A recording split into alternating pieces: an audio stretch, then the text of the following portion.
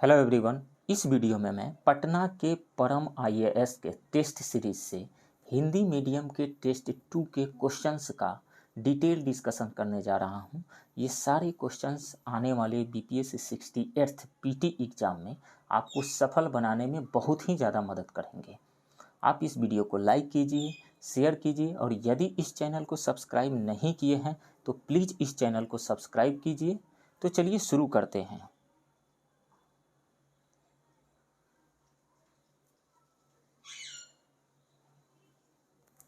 Question number 1, हाल ही में जारी चौथे राज्य खाद्य सुरक्षा सूचकांक 2021-22 में बिहार का स्कोर क्या रहा? 17 बड़े राज्यों में बिहार 16वें स्थान पर रहा 30 स्कोर के साथ। राइट ऑप्शन यहाँ पे सी है, तमिलनाडु टॉप पे रहा था। नेक्स्ट क्वेश्चन, केंद्रीय गृह मंत्री और सहकारिता मंत्री अमित शाह द्वारा बिहार की किस संस्था को ई मार्केट अवार्ड मिला है? तो मिला है बिहार राज्य दुग्ध सहकारी संघ को। राइट ऑप्शन बी है। नेक्स्ट क्वेश्चन, शहनाई वादक भारत रत्न उस्ताद बिस्मिल्लाह खान पर शोध पुस्तक लिखने के लिए किस लेखक को इंडिया बुक ऑफ रिकॉर्ड्स 2022 से सम्मानित किया गया है? तो वह है Murli Manohar Srivastava. Right option D होगा। मुरली मनोहर श्रीवास्तव बक्सर जिले के डुमराव के मूल निवासी हैं। इन्होंने बिस्मिल्लाह खां पे किताब तो लिखा ही है, साथ ही 2 डॉक्यूमेंट्री फिल्म भी बनाई है, जिसमें से एक है सफ़र बिस्मिल्लाह।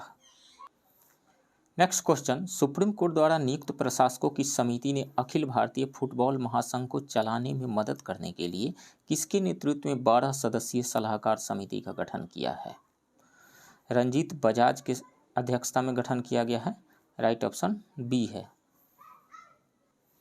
नेक्स्ट क्वेश्चन, राशन की दुकानों के माध्यम से राष्ट्रीय खाद्य सुरक्षा अधिनियम NFSA को लागू करने के लिए राज्यों की रैंकिंग में कौन शीर्ष पर है? उड़ीसा शीर्ष पे है। राइट ऑप्शन बी है। Union minister of food and consumer affairs Piyush Goyal ने ranking index of states for NFSA 2022 release किया, जिसमें उड़ीसा 0.836 स्कोर के साथ फर्स्ट स्थान पे रहा।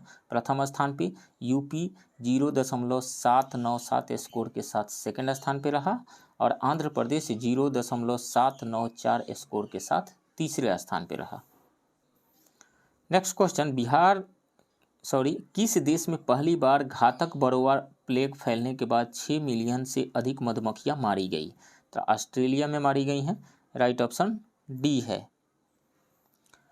बरोवा माइल नामक एक परजीवी मधुमक्खियों के लिए सबसे बड़ा खतरा माना जाता है। यह पैरासाइट यानी परजीवी मधुमक्खियों की खून चूसकर उन्हें अपंग बना देता है, जिससे वे उड़ नहीं पाती। उन्हें ऑस्ट्रेलिया के करोड़ों डॉलर के शहद उद्योग को बचाने के लिए मारा गया है।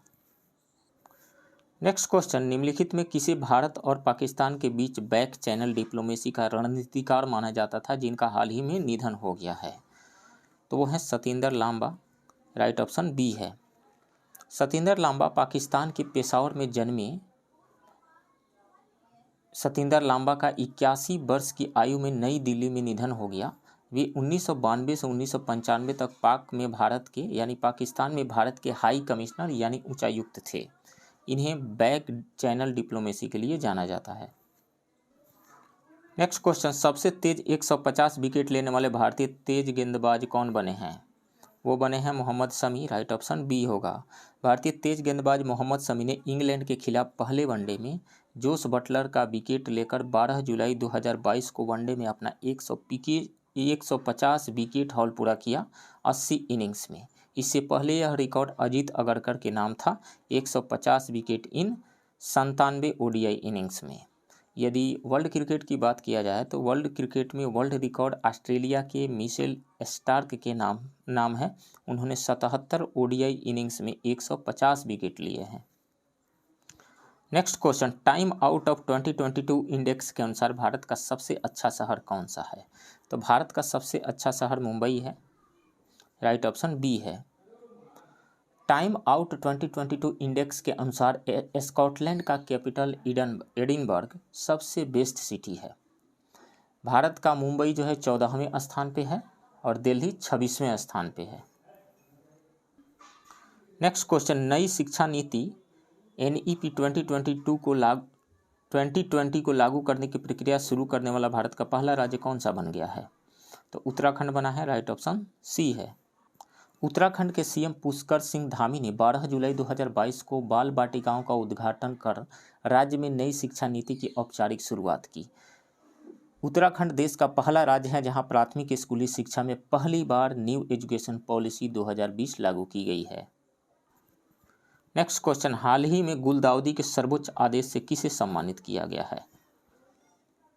गुलदाउदी का सर्वोच्च सम्मान मतलब supreme order of the chrysanthemum, ये दिया गया है शिंजो अबे को मरणोपरांत।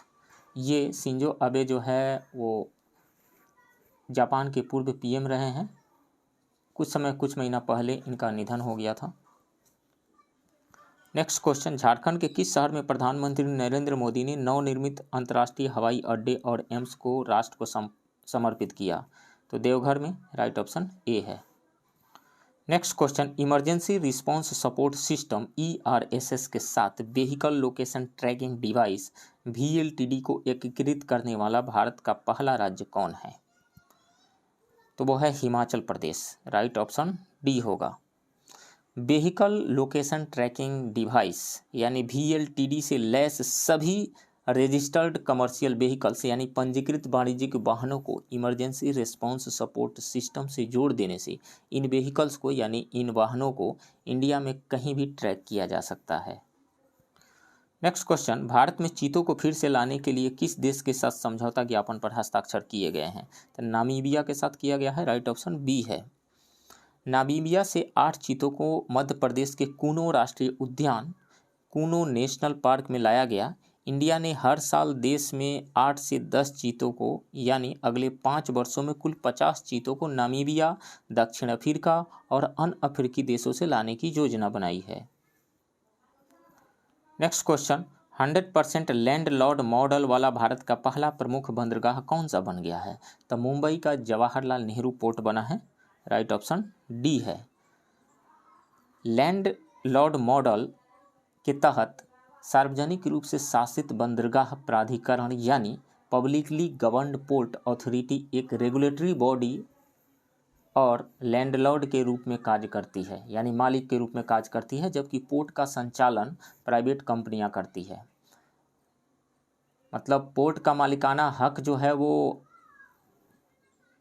रेगुलेटरी बॉडी के पास है, लेकिन कंपनियां उसका संचालन करती हैं, प्राइवेट कंपनियां।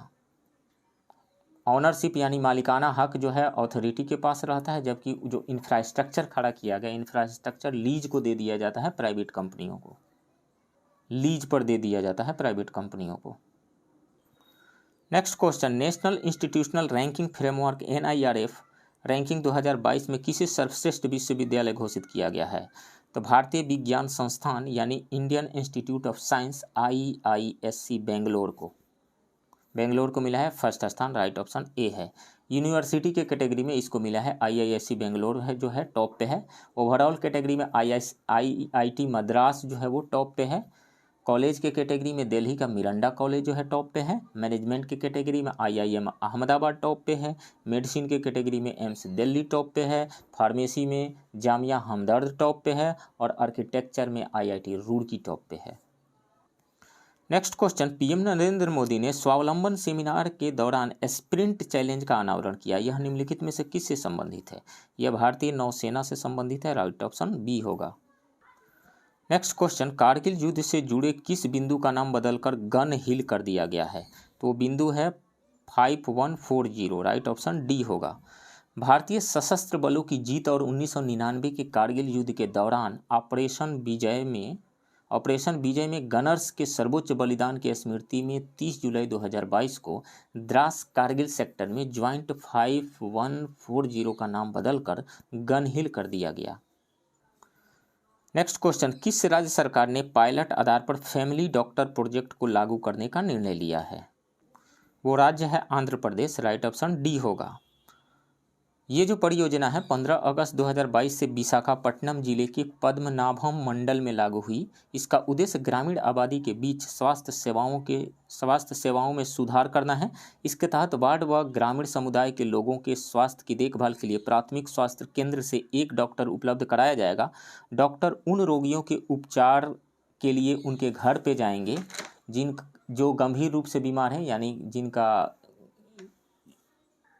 कंडीशन जो है बहुत ही क्रिटिकल है, और साथ ही जिन्हें प्रसव पूर्व और उसके बाद देखभाल की आवश्यकता है, उनके घरों पे जाएंगे डॉक्टर। नेक्स्ट क्वेश्चन, निम्नलिखित में से कौन सा देश 2023 आईसीसी महिला T20 क्रिकेट विश्व कप की मेजबानी करेगा? तो दक्षिण अफ्रीका करेगा, राइट ऑप्शन डी है। नेक्स्ट क्वेश्चन, भारत के ट्रेंड MMS के सहयोग से थाईलैंड की राजधानी बैंकॉक के सेंट्रल वर्ल्ड में भारत के दूतावास द्वारा हाल ही में पूर्वोत्तर भारत महोत्सव का कौन सा संस्करण आयोजित किया गया? तो ये दूसरा संस्करण था, राइट ऑप्शन बी है। पहला संस्करण जो आयोजित हुआ था वो फरवरी 2019 में, यानी फरवरी 2019 में आयोजित हुआ था। नेक्स्ट क्वेश्चन, चेन्नई स्थित जीआई डेटाबेस में बिहार की वस्तुओं के लिए जीआई टैग की कुल संख्या कितनी है? तो कुल संख्या 14 है, राइट ऑप्शन डी होगा। बिहार की कुल 11 वस्तुओं को 14 जीआई टैग मिले हैं। हस्तशिल्प के क्षेत्र में यानी हैंडीक्राफ्ट के सेक्टर में 6, खाद्य पदार्थ यानी फूड आइटम्स से 1 और कृषि क्षेत्र यानी एग्रीकल्चर सेक्टर से 4। तो कौन कौन से हैं वो? मधुबनी पेंटिंग के लिए मिला है, बिहार के पिपली खटवा का काम के लिए मिला है, बिहार की सुजनी कढ़ाई के काम के लिए मिला है, बिहार के सिक्की घास उत्पाद के लिए मिला है, भागलपुर सिल्क के लिए मिला है, बिहार का पिपली खटवा लोगो कार्य के लिए मिला है, बिहार का सिक्की घास उत्पाद लोगो के लिए मिला है, यानी बिहार के सिक्की घास लोगो उत्पाद के लिए मिला है, बिहार के सुजनी कढ़ाई लोगो के काम के लिए मिला है, भागलपुर के जर्दालू आम के लिए मिला है, कतरनी चावल के लिए मिला है, मगही पान के लिए, शाही लीची के लिए, सिलाओ खाजा के लिए और मिथिला मखाना के लिए। 14 कुल। नेक्स्ट क्वेश्चन, बिहार के नए शिक्षा मंत्री कौन हैं? तो वो हैं चंद्रशेखर। ये मधेपुरा से आरजेडी के विधायक हैं, right option A. Next question, outlook traveller awards 2022 में सर्वश्रेष्ठ आध्यात्मिक गंतव्य से किसे सम्मानित किया गया है? बोध गया को सम्मानित किया गया है, राइट ऑप्शन डी है। नेक्स्ट क्वेश्चन, राष्ट्रमंडल खेल 2022 में भारत के समापन समारोह के ध्वजवाहक कौन थे? तो वो थे विनेश फोगट और Ravi Kumar Dahiya, right option B है। नेक्स्ट क्वेश्चन, राष्ट्रमंडल खेल 2022 में भारतीय पुरुष टेबल टेनिस टीम ने किस टीम को स्वर्ण पदक दिलाया? सिंगापुर को, राइट ऑप्शन बी है। नेक्स्ट क्वेश्चन, अभ्यास पिच ब्लैक 2022 किस देश द्वारा आयोजित किया गया था? ऑस्ट्रेलिया के द्वारा आयोजित किया गया था, राइट ऑप्शन डी है। एक्सरसाइज पिच ब्लैक एक बाइएनियल यानी द्विवार्षिक कॉम्बैट एक्सरसाइज है जो रॉयल ऑस्ट्रेलियन एयरफोर्स द्वारा कंडक्ट किया जाता है। इस साल यह एक्सरसाइज 19 अगस्त से 8 सितंबर के बीच कंडक्ट हुआ, जिसमें इंडिया समेत 17 देशों ने भाग लिया। नेक्स्ट क्वेश्चन, भारत का पहला 3D प्रिंटेड कॉर्निया किस शहर में विकसित किया गया है? हैदराबाद में विकसित किया गया है, राइट ऑप्शन सी है। LV Prasad I institute, IIT Hyderabad and centre for cellular and molecular biology के शोधकर्ताओं ने मिलकर इस 3D प्रिंटेड कॉर्निया को विकसित किया है और इसे एक खरगोश के आंख में प्रत्यारोपित किया गया है। हैदराबाद के इस रिसर्चर्स की टीम ने यानी शोध दल के द्वारा आर्टिफिशियल ह्यूमन कॉर्निया के विकास की दिशा में यह फर्स्ट और सकारात्मक कदम है, पहला और सकारात्मक कदम है। आगे समय में इससे बहुत ही लाभ होने वाला है।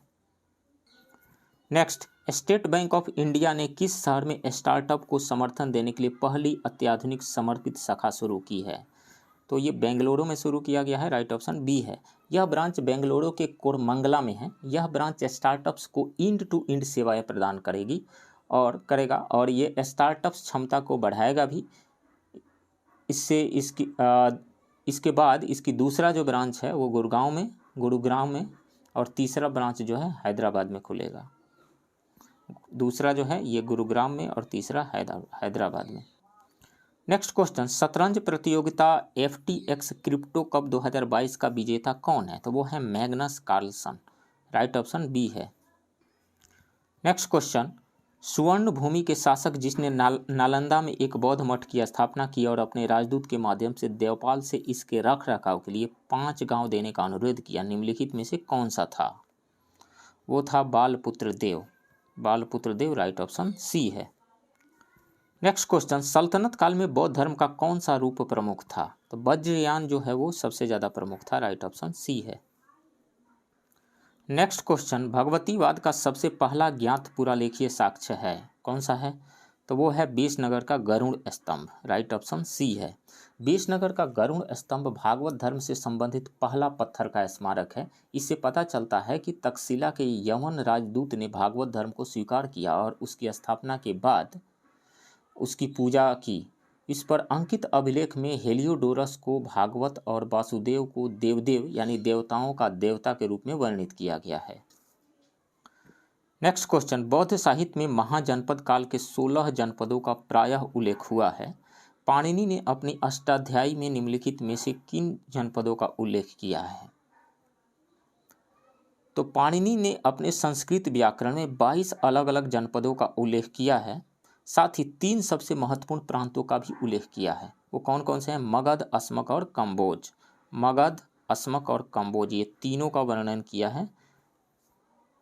तो इसमें से कौन सा ऑप्शन सही हो जाएगा? ए ऑप्शन सही होगा। ए, बी एंड सी तीनों का वर्णन हुआ है। नेक्स्ट, किस भारतीय राजा ने सिकंदर द्वारा नियुक्त सिंध और अफगानिस्तान के प्रशासक सेलुकस को हराया था? तो वो था चंद्रगुप्त, राइट ऑप्शन डी है, चंद्रगुप्त मौर्य।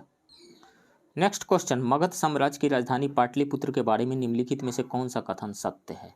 पाटलिपुत्र पूर्व में गंगा नदी और उत्तर में चंपा नदी से घिरा हुआ था। नहीं, ये गलत है। पाटलिपुत्र उत्तर में गंगा नदी और पश्चिम में सोन नदी से घिरा हुआ था, ये सही है।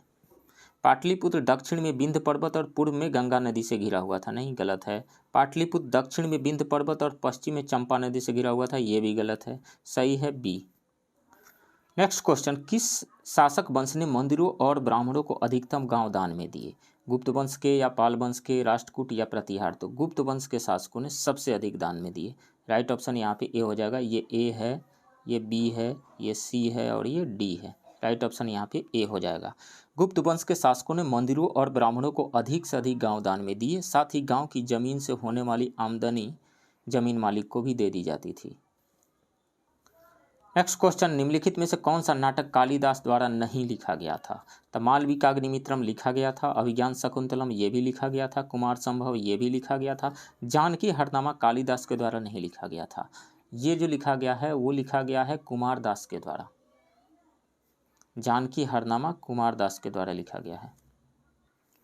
नेक्स्ट क्वेश्चन, महमूद गजनवी के साथ भारत आने वाला प्रसिद्ध इतिहासकार कौन था? तो वो अल-बरूनी था। राइट ऑप्शन बी हो जाएगा। अल-बरूनी ने पतंजलि के योग सूत्र का अरबी में अनुवाद किया, जिसे किताब पतंजल कहा जाता है। लेकिन तहकीके हिंद, जिसका मतलब होता है हिंदुस्तान की हकीकत, उनका सबसे महत्वपूर्ण कार्य था, जिसमें उन्होंने भारत के सामाजिक सांस्कृतिक विवरण दिया है। उन्होंने भारत के सामाजिक और सांस्कृतिक विवरण किया है। नेक्स्ट क्वेश्चन, अलाउद्दीन खिलजी से संबंधित निम्नलिखित कथनों पर विचार कीजिए। उसने खेती की भूमि को मापकर राजस्व एकत्रित किया, ये सही है। उसने अपने पूरे साम्राज्य में राजस्व के उपाय लागू किए, नहीं, पूरे साम्राज्य में नहीं, दिल्ली के आसपास के इलाकों में ही हुआ था, ये गलत है। उसने प्रांतीय राज्यपालों की शक्तियों को समाप्त कर दिया था, ये भी सही है। तो 1 और 3 सही है, 1 और 3 राइट ऑप्शन यहाँ पे सी हो जाएगा। अलाउद्दीन खिलजी की लगान प्रणाली पूरे राज्य में लागू नहीं थी। सरकारी कर्मचारियों द्वारा किसानों की भूमि मापने और उन पर कर वसूलने की व्यवस्था दिल्ली और आसपास के भागों तक ही सीमित थी। वह पहला शासक था जिसने भूमि की माप कर लगान वसूलना प्रारंभ किया। उसने इस प्रणाली को लागू करने के लिए एक अलग विभाग दीवान मुस्तखराज बनाया। अलाउद्दीन ने पारंपरिक अधिकारियों जैसे खूट, मुकद्दम और चौधरी से कर वसूलने का अधिकार छीन लिया तथा उनके विशेषाधिकार भी समाप्त कर दिए थे। वह उनसे भी कर वसूलने लगा था, जिसके फलस्वरूप खूंट यानी जमींदार और बलहार यानी साधारण किसान में कोई भेद नहीं रह गया था। नेक्स्ट क्वेश्चन, विजयनगर साम्राज्य की वित्तीय व्यवस्था की प्रमुख विशेषता क्या थी? तो भू राजस्व थी, सबसे ज़्यादा आय इसी से प्राप्त होता था। राइट ऑप्शन बी है। विजयनगर के राजाओं को भूमि राजस्व, धन कर, व्यापार कर, वाणिज्यिक कर, उद्योगों पर कर, सामाजिक और सामुदायिक कर और अपराध पर लगाए गए जुर्माने जैसे विभिन्न स्रोतों से भारी आय प्राप्त होती थी। आय का मुख्य स्रोत भू राजस्व से था, जो भूमि की माप और वर्गीकरण के बाद तय किया गया था। शिष्ट अर्थात रायरेखा नामक कर राज्य की आय का मुख्य स्रोत था। राजस्व विभाग को आठौने के नाम से जाना जाता था। नेक्स्ट क्वेश्चन, निम्नलिखित गद्यांश के अंतर्गत लगभग 30 वर्षों के सड़क पर अपने करियर के दौरान उन्होंने पूर्वी गोलार्ध की चौड़ाई को पार किया, लगभग 44 आधुनिक देशों के बराबर क्षेत्रों का दौरा किया और अपने पीछे लगभग 73,000 मील की दूरी तय की। पूर्व आधुनिक काल का विश्व का सबसे बड़ा यात्री जिसके बारे में उपयुक्त परिच्छेद संदर्भित करता है वो है मेगास्थनीज है, नहीं। फाहियान है, वो भी नहीं। मार्को पोलो है, नहीं। इब्न बतूता है। राइट ऑप्शन डी होगा। नेक्स्ट क्वेश्चन, 18वीं शताब्दी में भारत में लड़ी गई लड़ाइयों का सही कालानुक्रमिक क्रम निम्नलिखित में से कौन सा है? बांडीवास का युद्ध, उसके बाद बक्सर का युद्ध, उसके बाद अंबुर का युद्ध, उसके बाद प्लासी का युद्ध। तो बांडीवास का जो युद्ध हुआ था, बांडीवास का, वो हुआ था जनवरी 1760 में फ्रेंच और ब्रिटिश आर्मी के बीच में, जनवरी 1760 में। यदि बक्सर युद्ध की बात करें तो बक्सर का युद्ध जो हुआ था वो हुआ था अक्टूबर 1764 में। अक्टूबर 1764 में किसके किसके बीच में? मीर कासिम शुजाउद्दौला और शाह आलम के संयुक्त सेना और ब्रिटिश आर्मी के बीच में हुआ था 1764 में। अंबूर का जो युद्ध हुआ था, बैटल ऑफ अंबूर, वो मुजफ्फरजंग, चंदा साहिब और फ्रेंच आर्मी की संयुक्त सेना ने अनवरुद्दीन को अगस्त 1749 में बेलोर के नज़दीक अंबूर में हराई थी।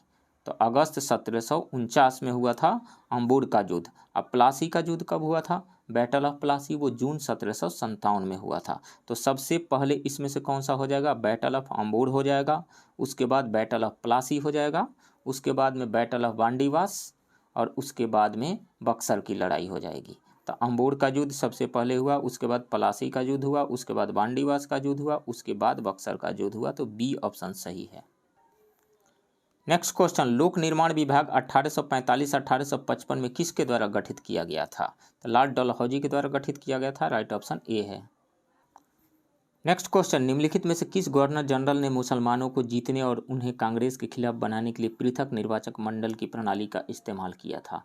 तो ये इसकी शुरुआत हुई थी मॉर्ले मिंटो रिफॉर्म 1909 में। मॉर्ले मिंटो रिफॉर्म, तो कौन थे उस समय? मिंटो थे, लॉर्ड मिंटो जो है भारत के गवर्नर जनरल कहिए या वायसराय कहिए। राइट ऑप्शन डी होगा। नेक्स्ट क्वेश्चन है, निम्नलिखित कथनों पर विचार करें। दादा भाई नौरोजी द्वारा भारतीय राष्ट्रीय आंदोलन के लिए सबसे प्रभावी योगदान यह था कि उन्होंने अंग्रेजों द्वारा भारत के आर्थिक शोषण को उजागर किया था। ये सही है। प्राचीन भारतीय ग्रंथों की व्याख्या की और भारतीयों के आत्मविश्वास को पुनर्स्थापित किया। नहीं, ये गलत है। किसी अन्य चीज से पहले सभी सामाजिक बुराइयों के उन्मूलन की आवश्यकता पर बल दिया। नहीं, ये भी गलत है। एक सही है, तो ओनली वन सही है। राइट ऑप्शन ए है। दादा भाई नौरोजी पहले भारतीय राष्ट्रवादी थे जिन्होंने गहरे शोध और विश्लेषण के बाद यह साबित कर दिया कि ब्रिटेन भारत का आर्थिक शोषण कर रहा है और हर साल एक निश्चित राशि इंग्लैंड को हस्तांतरित की जाती है। उन्होंने इस विश्लेषण के आधार पर अपना वेल्थ ड्रेन थ्योरी पेश किया था। नेक्स्ट क्वेश्चन, स्टेटमेंट ए है, 1857 में स्वतंत्रता का पहला युद्ध ब्रिटिश सरकार से आज़ादी हासिल करने में असफल रहा। ये सही है। कारण क्या था? बहादुर शाह जफर के नेतृत्व में लोकप्रिय समर्थन नहीं था और महत्वपूर्ण राज्यों का अधिकांश भारतीय शासकों ने संघर्ष में भाग नहीं लिया था, यानी संघर्ष से दूर ही रहे थे। तो ये दोनों ही स्टेटमेंट सही है और स्टेटमेंट मतलब कारण जो है वो दावा का करेक्ट एक्सप्लेनेशन भी कर रहा है। तो दोनों ए और आर दोनों सत्य हैं और आर ए की सही व्याख्या करता है। राइट ऑप्शन यहाँ पे ए हो जाएगा। ऐसे तो 1857 के विद्रोह की विफलता के कई कारण थे, लेकिन सबसे महत्वपूर्ण जो कारण था वो था प्रमुख क्षेत्रों के देसी राजाओं का समर्थन अंग्रेजों को मिल रहा था। उन्होंने 1857 के विद्रोह में हिस्सा ही नहीं लिया था, दूर ही रहे थे। नेक्स्ट क्वेश्चन, डेविड हारे और अलेक्जेंडर डफ के सहयोग से निम्नलिखित में से किसने कलकत्ता में हिंदू कॉलेज की स्थापना की? तो राजा राम मोहन राय ने किया था। राइट ऑप्शन डी होगा।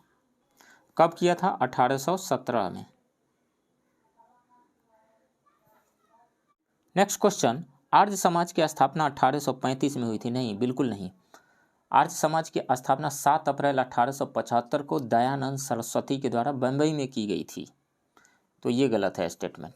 लाला लाजपत राय ने अपनी सामाजिक सुधार कार्यक्रम के समर्थन में वेदों के अधिकार के लिए आर्य समाज की अपील का विरोध किया?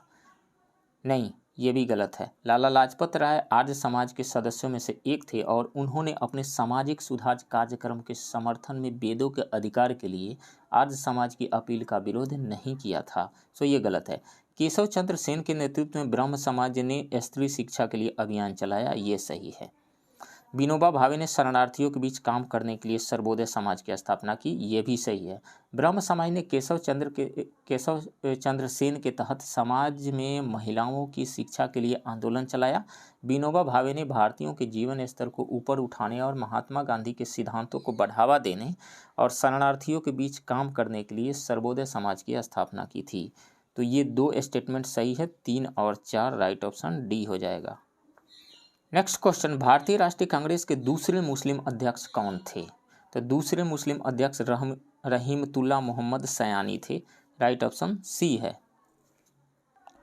रहीमतुल्ला सयानी 1896 के कलकत्ता अधिवेशन में अध्यक्ष थे। इस सत्र में वंदे मातरम को पहली बार रविंद्रनाथ टैगोर के द्वारा गाया गया था।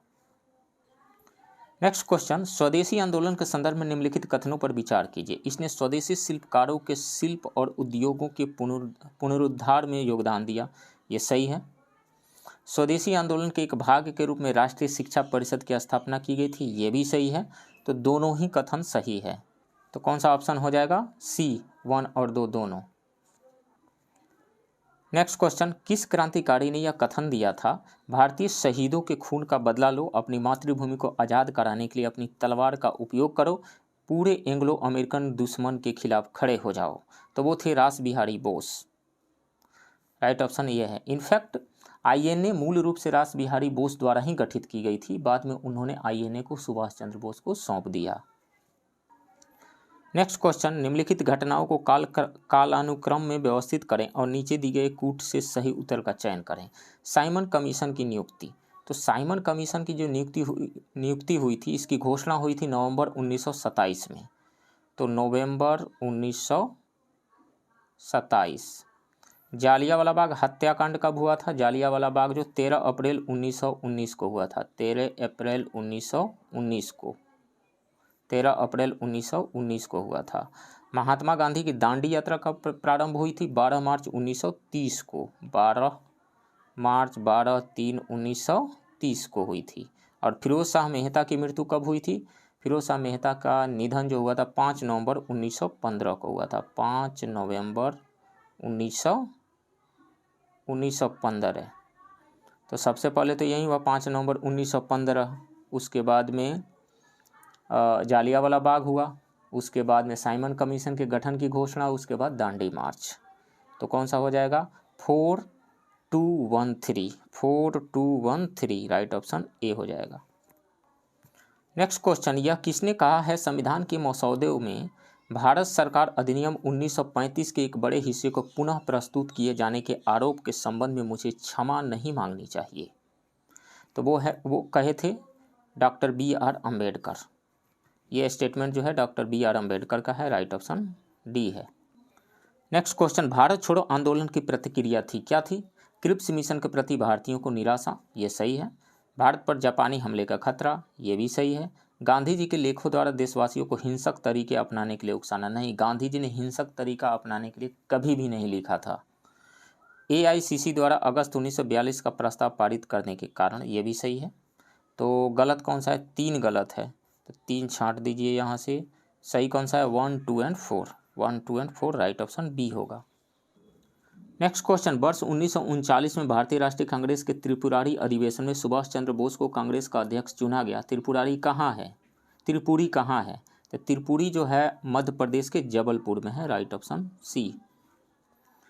नेक्स्ट क्वेश्चन, दावा ए, ब्रिटिश सरकार ने अगस्त 1932 में सांप्रदायिक पुरस्कार की घोषणा की। यानी एसरसन जो कह रहा है वो कह रहा है ब्रिटिश सरकार ने अगस्त 1932 में सांप्रदायिक पुरस्कार की घोषणा की, ये सही है।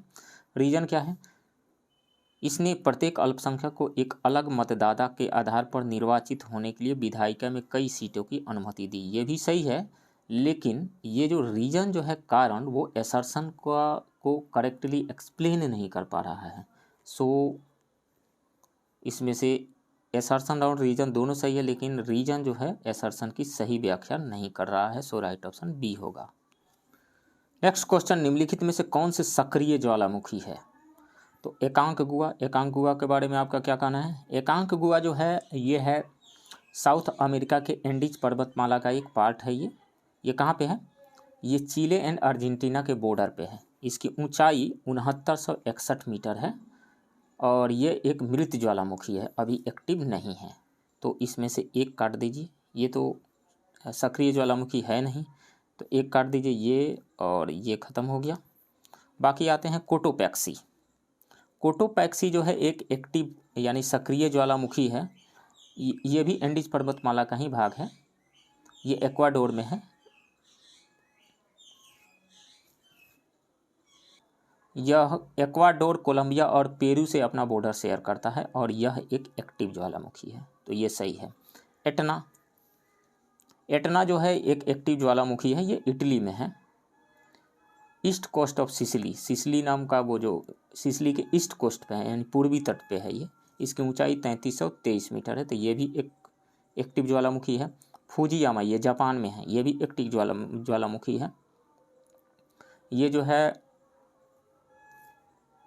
टोक्यो से 100 किलोमीटर दूर है, ये मतलब जापान में है और ये एक्टिव है। ये भी एक्टिव, कोटोपैक्सी एक्टिव है, फुजियामा एक्टिव है, एटना एक्टिव है, लेकिन एकांक गुहा जो है एक्टिव नहीं है। तो 2, 3 और 4 राइट ऑप्शन डी हो जाएगा यहाँ पे।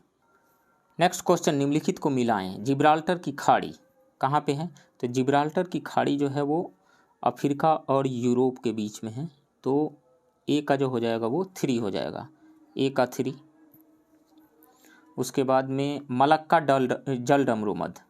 मलक्का स्टेट कहाँ पे है? मलक्का स्टेट जो है वो है इंडोनेशिया और मलेशिया के बीच में। तो बी का जो हो जाएगा वो 1 हो जाएगा, बी का 1। उसके बाद में सुमात्रा,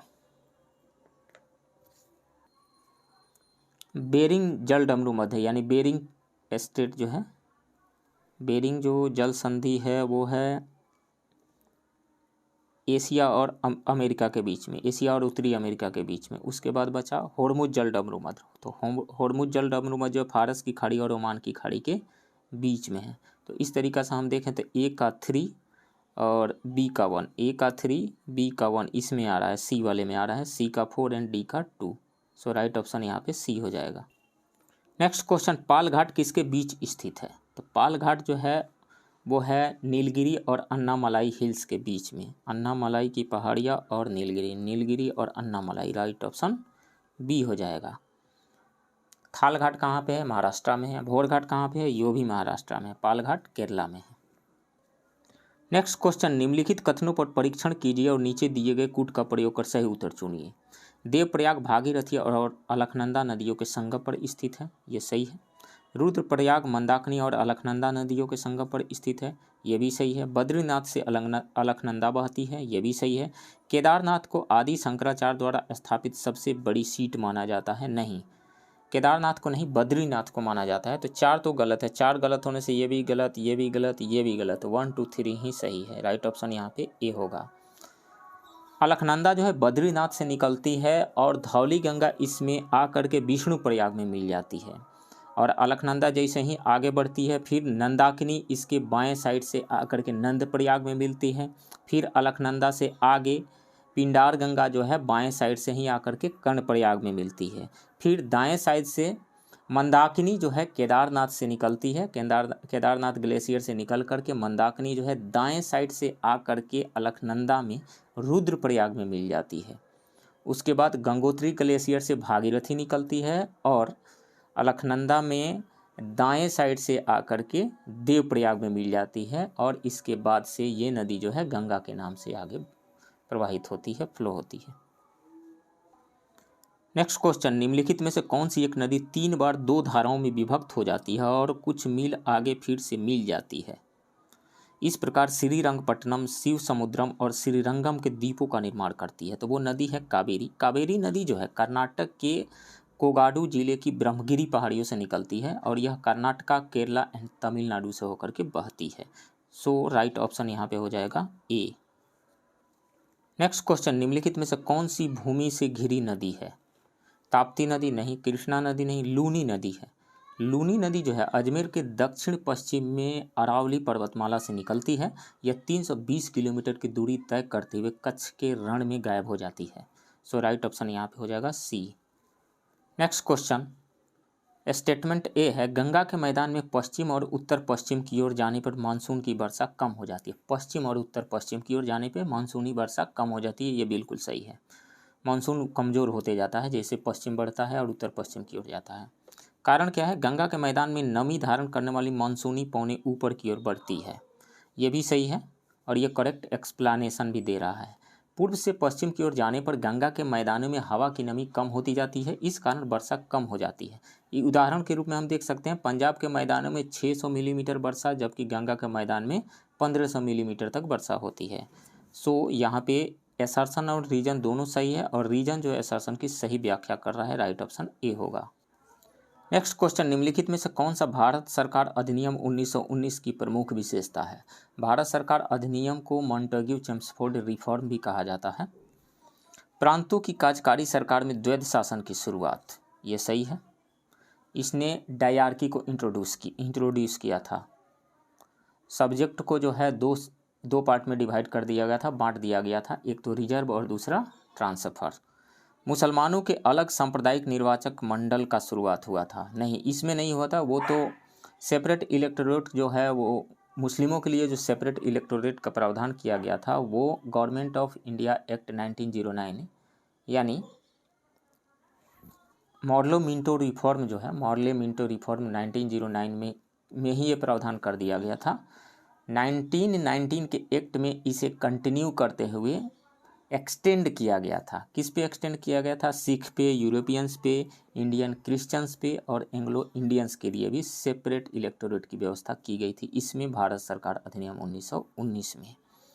तो दो तो गलत है। केंद्र द्वारा प्रांतों को विधायी शक्ति का हस्तांतरण किया गया, यह भी सही है।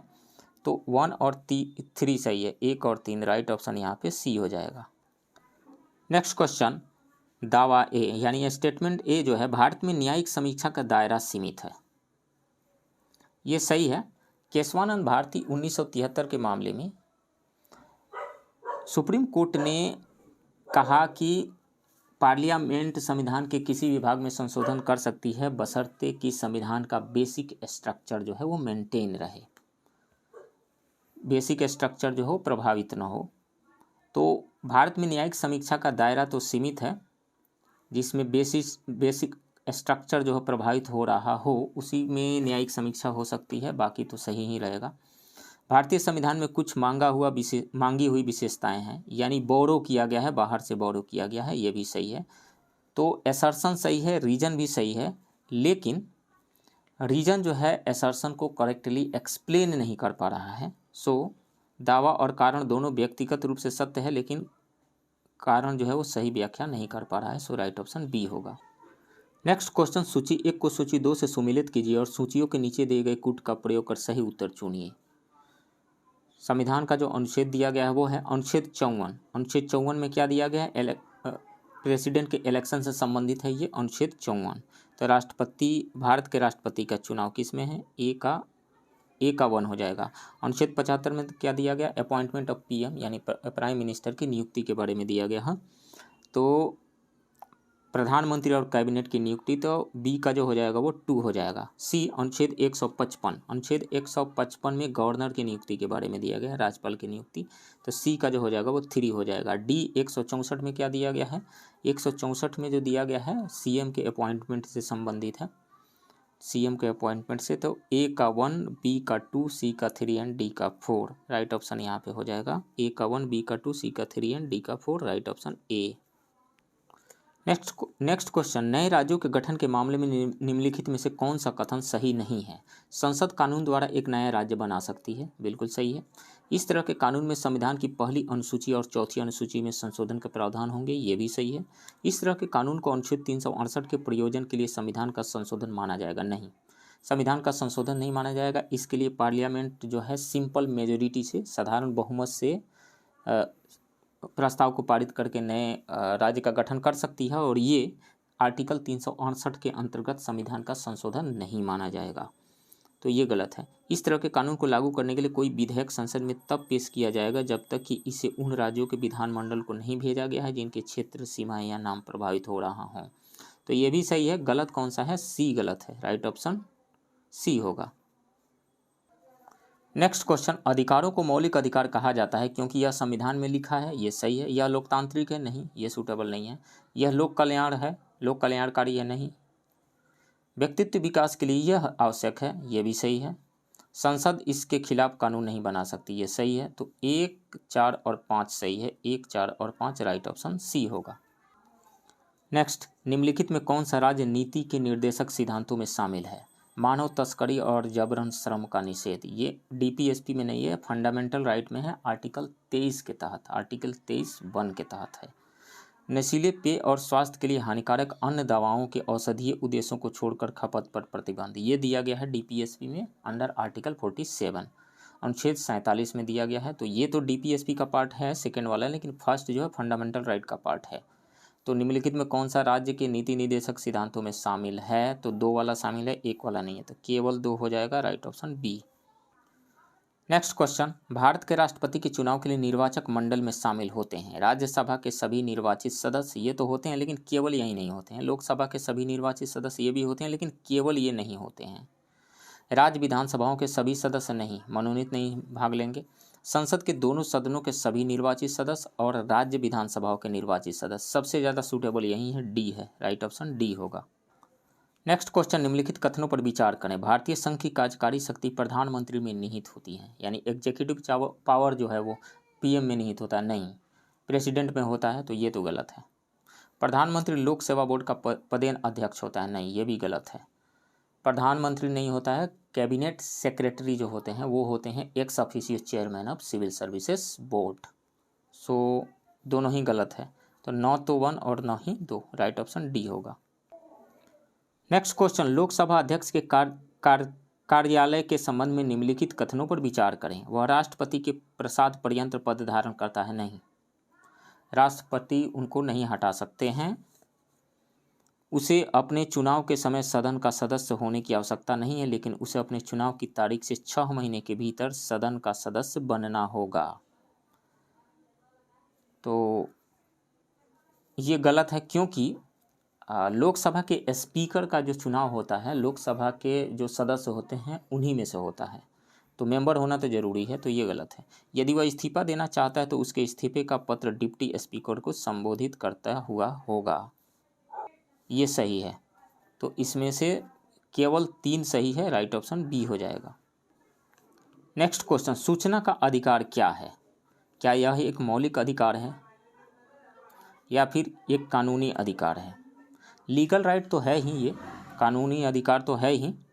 संविधान में कहीं नहीं लिखा गया है कि सूचना का अधिकार एक फंडामेंटल राइट है, लेकिन अपने कई फैसलों में सुप्रीम कोर्ट ने उल्लेख किया है कि विचार और अभिव्यक्ति की स्वतंत्रता में सूचना का अधिकार भी शामिल है फंडामेंटल राइट के अंतर्गत, तो ये फंडामेंटल राइट है, हम मान सकते हैं। तो इसमें से दोनों ही सही हो जाएगा, ए और बी, राइट ऑप्शन सी होगा।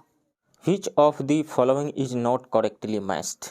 ऑप्शन ए है knot, measure of speed of ship, nautical mile, unit of distance used in navigation, angstrom, unit of wavelength of light, light year, unit of measuring time. तो इसमें से light year जो है time major करने का unit नहीं है, इसमें से ये करेक्टली मैच्ड नहीं है, सो राइट ऑप्शन डी होगा। आगे मैं एक्सप्लेन करता हूँ।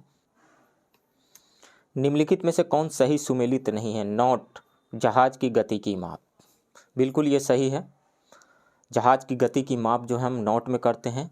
नॉट का मतलब होता है nautical mile per hour, nautical mile per hour. एक नॉटिकल माइल कितने किलोमीटर के इक्वल होता है? एक नॉटिकल माइल जो होता है वो होता है 1.852 किलोमीटर पर आवर के इक्वल। और 1 किलोमीटर कितने नॉटिकल माइल के इक्वल होता है? 1 किलोमीटर जो होता है वो 0.54 नॉटिकल माइल के इक्वल होता है। सेकंड ऑप्शन कह रहा है नॉटिकल माइल जो है नौ परिवहन में प्रयुक्त दूरी की इकाई है, ये बिल्कुल सही है। नेक्स्ट, एंगस्ट्रम प्रकाश के तरंग दैर्घ्य की इकाई है, बिल्कुल। इसमें हम वेवलेंथ मेजर करते हैं। 1 एंगस्ट्रम इज इक्वल टू होता है 1 angstrom is equal to 10⁻10 metre होता है, 10⁻10 metre 1 angstrom is equal to. प्रकाश वर्ष समय मापने की इकाई, ये प्रकाश वर्ष जो है यानी लाइट ईयर समय मापने की इकाई नहीं है, डिस्टेंस का यूनिट है लाइट ईयर। 1 लाइट ईयर कितने किलोमीटर के इक्वल होता है? 1 लाइट ईयर जो होता है वो इक्वल होता है 9.46 इंटू 10⁻15 किलोमीटर के इक्वल। 1 लाइट ईयर जो होता है वो 9.46 इंटू 10⁻15 किलोमीटर के इक्वल होता है। तो इसमें से करेक्टली मैच्ड कौन सा नहीं है? डी नहीं है, राइट ऑप्शन डी होगा। नेक्स्ट क्वेश्चन का रहा है a batsman hits a cricket ball which then rolls on a level ground after covering a short distance the ball comes to rest the ball slows to a stop because. कह रहा है कि एक batsman जब किसी ball को hit करता है तो वो कुछ देर के बाद में वो रुक जाता है, short distance after covering a short distance. ऐसा क्यों होता है? ऑप्शन पढ़ते हैं। The batsman did not hit the ball hard enough, नहीं ये गलत है। रुका क्यों? उसको चलते ही रहना चाहिए बॉल को। Velocity is proportional to the force exerted on the ball, ये तो सही है। उसका जो बॉल का जो स्पीड है, जितने लार्ज फोर्स से हिट किया जाएगा उतना ही ज़्यादा स्पीड होगा बॉल का, तो ये तो सही है। लेकिन ये एक्सप्लेनेशन नहीं है कि रुकता क्यों है, तो ये भी गलत है। There is a force on the ball opposing the motion, बिल्कुल सही बात है। एक फोर्स है जो बॉल के मोशन को अपोज कर रहा है, वो कौन सा फोर्स है? फ्रिक्शन है, घर्षण है। तो राइट ऑप्शन यहाँ पे हो जाएगा D. There is no unbalance force on the ball so the ball would try to come to rest, नहीं ये गलत है। सी ऑप्शन यहाँ पे सही होगा।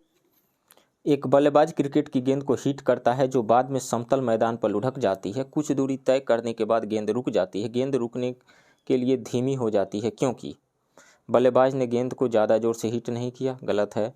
वेग गेंद पर लगने वाले बल के समानुपाती होता है, ये भी सही एक्सप्लेनेशन नहीं है। गति का विरोध करने वाली गेंद पर एक बल है, बिल्कुल विरोध करने वाली गेंद पर एक बल है, घर्षण बल, फ्रिक्शन, राइट ऑप्शन डी होगा। Next question, if the gravitational force of the earth suddenly disappears which are of the following will be correct consequence? The weight of an object will become 0 but the mass will remain the same, यही सही है, आगे मैं explain करूँगा। The mass of the object will become 0 but the weight will remain the same, ये गलत है। किसी भी ऑब्जेक्ट का मास कभी भी 0 नहीं हो सकता है, वो मटेरियल का अमाउंट है उसके अंदर जो मौजूद है। अब वेट क्या होता है? ग्रेविटेशनल फोर्स जो है अर्थ किसी ऑब्जेक्ट पे जो अट्रैक्ट करती है वो उसका वेट होता है। तो वेट 0 हो सकता है, मास कभी भी 0 नहीं हो सकता है। Both mass and the weight of the object will become 0, नहीं, वेट 0 होगा, मास कभी भी 0 नहीं होगा। इसमें से ए ऑप्शन सही है। नेक्स्ट ऑप्शन है the mass of the object will increase, mass कभी इंक्रीज डिक्रीज नहीं होगा, रिमेन सेम रहेगा, तो ये भी गलत है।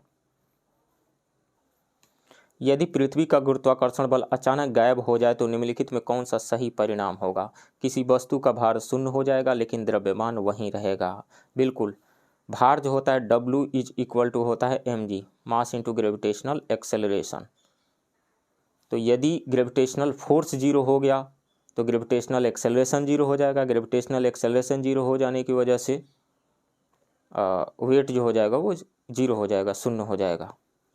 तो वेट 0 हो जाएगा लेकिन मास तो हमेशा वहीं रहेगा, मास कभी भी चेंज नहीं रहेगा, तो ये ऑप्शन सही है। वस्तु का द्रव्यमान शून्य हो जाएगा लेकिन भार वहीं रहेगा। द्रव्यमान कभी भी शून्य नहीं होगा, मास कभी भी शून्य नहीं होगा, वेट जो है वो शून्य हो जाएगा। वस्तु का द्रव्यमान तथा भार दोनों शून्य हो जाएगा, नहीं, द्रव्यमान यानी मास कभी भी शून्य नहीं होगा, तो ये भी गलत है, ये भी गलत है। वस्तु का द्रव्यमान बढ़ जाएगा, बढ़ेगा नहीं। द्रव्यमान यानी मास न तो इंक्रीज होगा न डिक्रीज होगा, रिमेन सेम रहेगा, तो ये गलत है।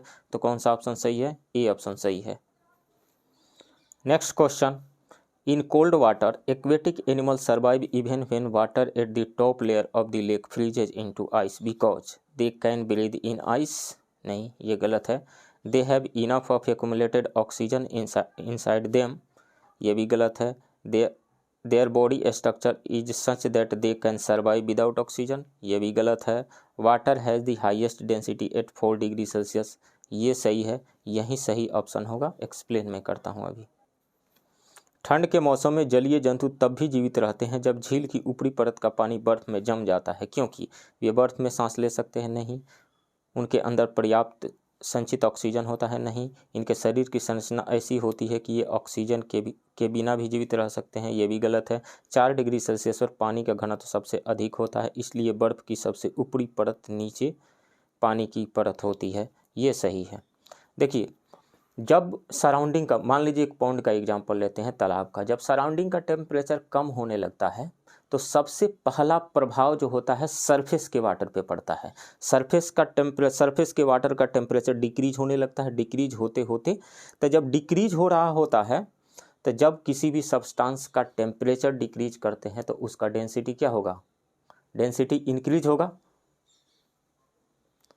डेंसिटी इंक्रीज होने लगता है, तो इंक्रीज होते होते होते होते वाटर के केस में 4 डिग्री सेल्सियस तक उसका डेंसिटी इंक्रीज होता है, यानी 4 डिग्री सेल्सियस पर वाटर का डेंसिटी सबसे मैक्सिमम होता है। अब उसके बाद में वाटर जो है कुछ अलग ही तरीका का बिहेवियर शो करता है, बाकी के सब्सटेंसेस से अलग बिहेवियर। वो अलग बिहेवियर क्या है?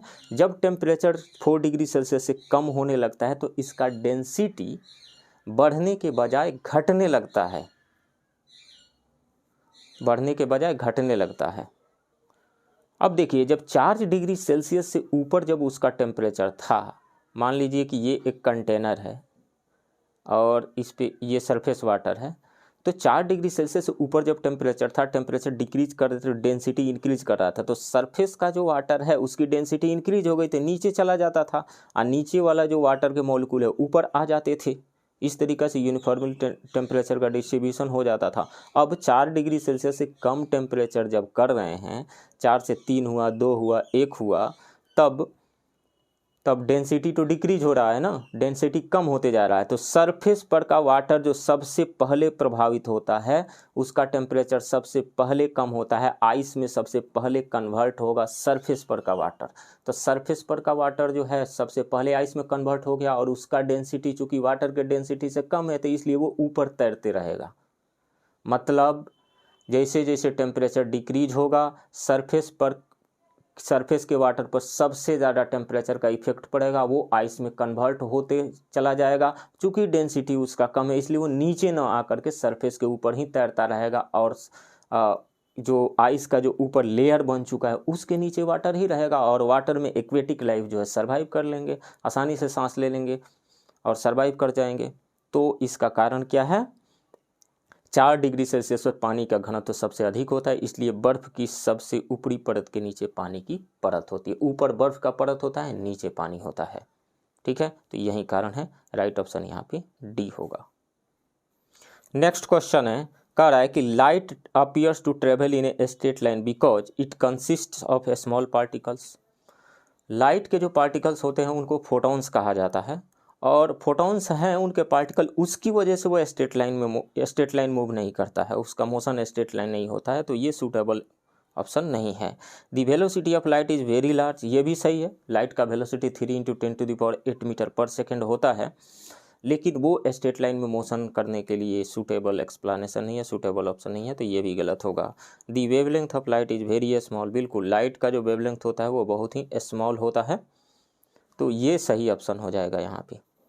Light is reflected by the surroundings, तो ये भी ऑप्शन सही नहीं है, सी ऑप्शन इसका सही होगा। लाइट का वेवलेंथ जो होता है वो स्मॉलर होता है। जैसे विजुअल कलर की मैं बात करूँ तो विजुअल कलर का वेवलेंथ कितना होता है? 400 से लेकर के लगभग 700 नैनोमीटर या 750 नैनोमीटर कहिए, उतना होता है, बहुत ही कम। नैनोमीटर मतलब जैसे 400 है वायलेट कलर का, तो वायलेट कलर का मान लीजिए यदि 400 है तो 400 नैनोमीटर है, तो मतलब 400 × 10⁻⁹ मीटर, बहुत ही कम है, तो ये सूटेबल कारण हो सकता है, राइट ऑप्शन सी होगा।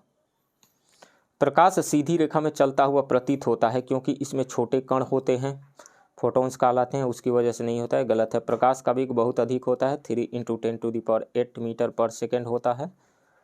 ये तो अधिक तो होता है लेकिन उसकी वजह से सीधी रेखा में नहीं चलता है वो। प्रकाश के तरंग दैर्घ्य बहुत ही कम होता है, बिल्कुल प्रकाश का तरंग दैर्घ्य बहुत ही कम होता है। यदि विजुअल कलर की बात करें तो 400 नैनोमीटर से लेकर के 700 कह दीजिए या 750 नैनोमीटर कह दीजिए, ये बीपीएससी में पूछा गया प्रश्न है।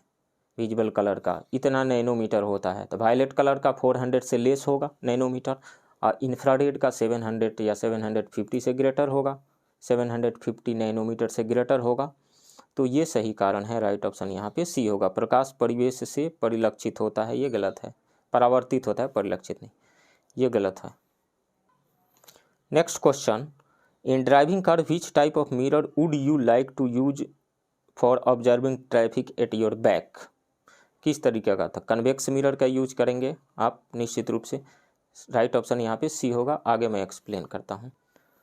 कार चलाते समय आप अपनी पीठ पर पीछे की ओर, पीछे यातायात देखने के लिए किस प्रकार के दर्पण का उपयोग करना चाहेंगे? तो उत्तल दर्पण का उपयोग करना चाहेंगे। उत्तल दर्पण का ही क्यों? अब देखिए, मान लीजिए यदि प्लेन मिरर का हम यूज करते हैं, प्लेन मिरर का यूज करते हैं, 3 तरह का मिरर को देख लेते हैं, plane, convex and concave mirror. तो प्लेन मिरर का यदि हम यूज करें, प्लेन मिरर, तो प्लेन मिरर जैसे मान लीजिए यहाँ व्हीकल है, ट्रक है, बस है या कोई भी व्हीकल है, तो उसका इमेज, वर्चुअल इमेज पीछे बनेगा, उतने ही साइज का बनेगा जितना कि उस व्हीकल का साइज है।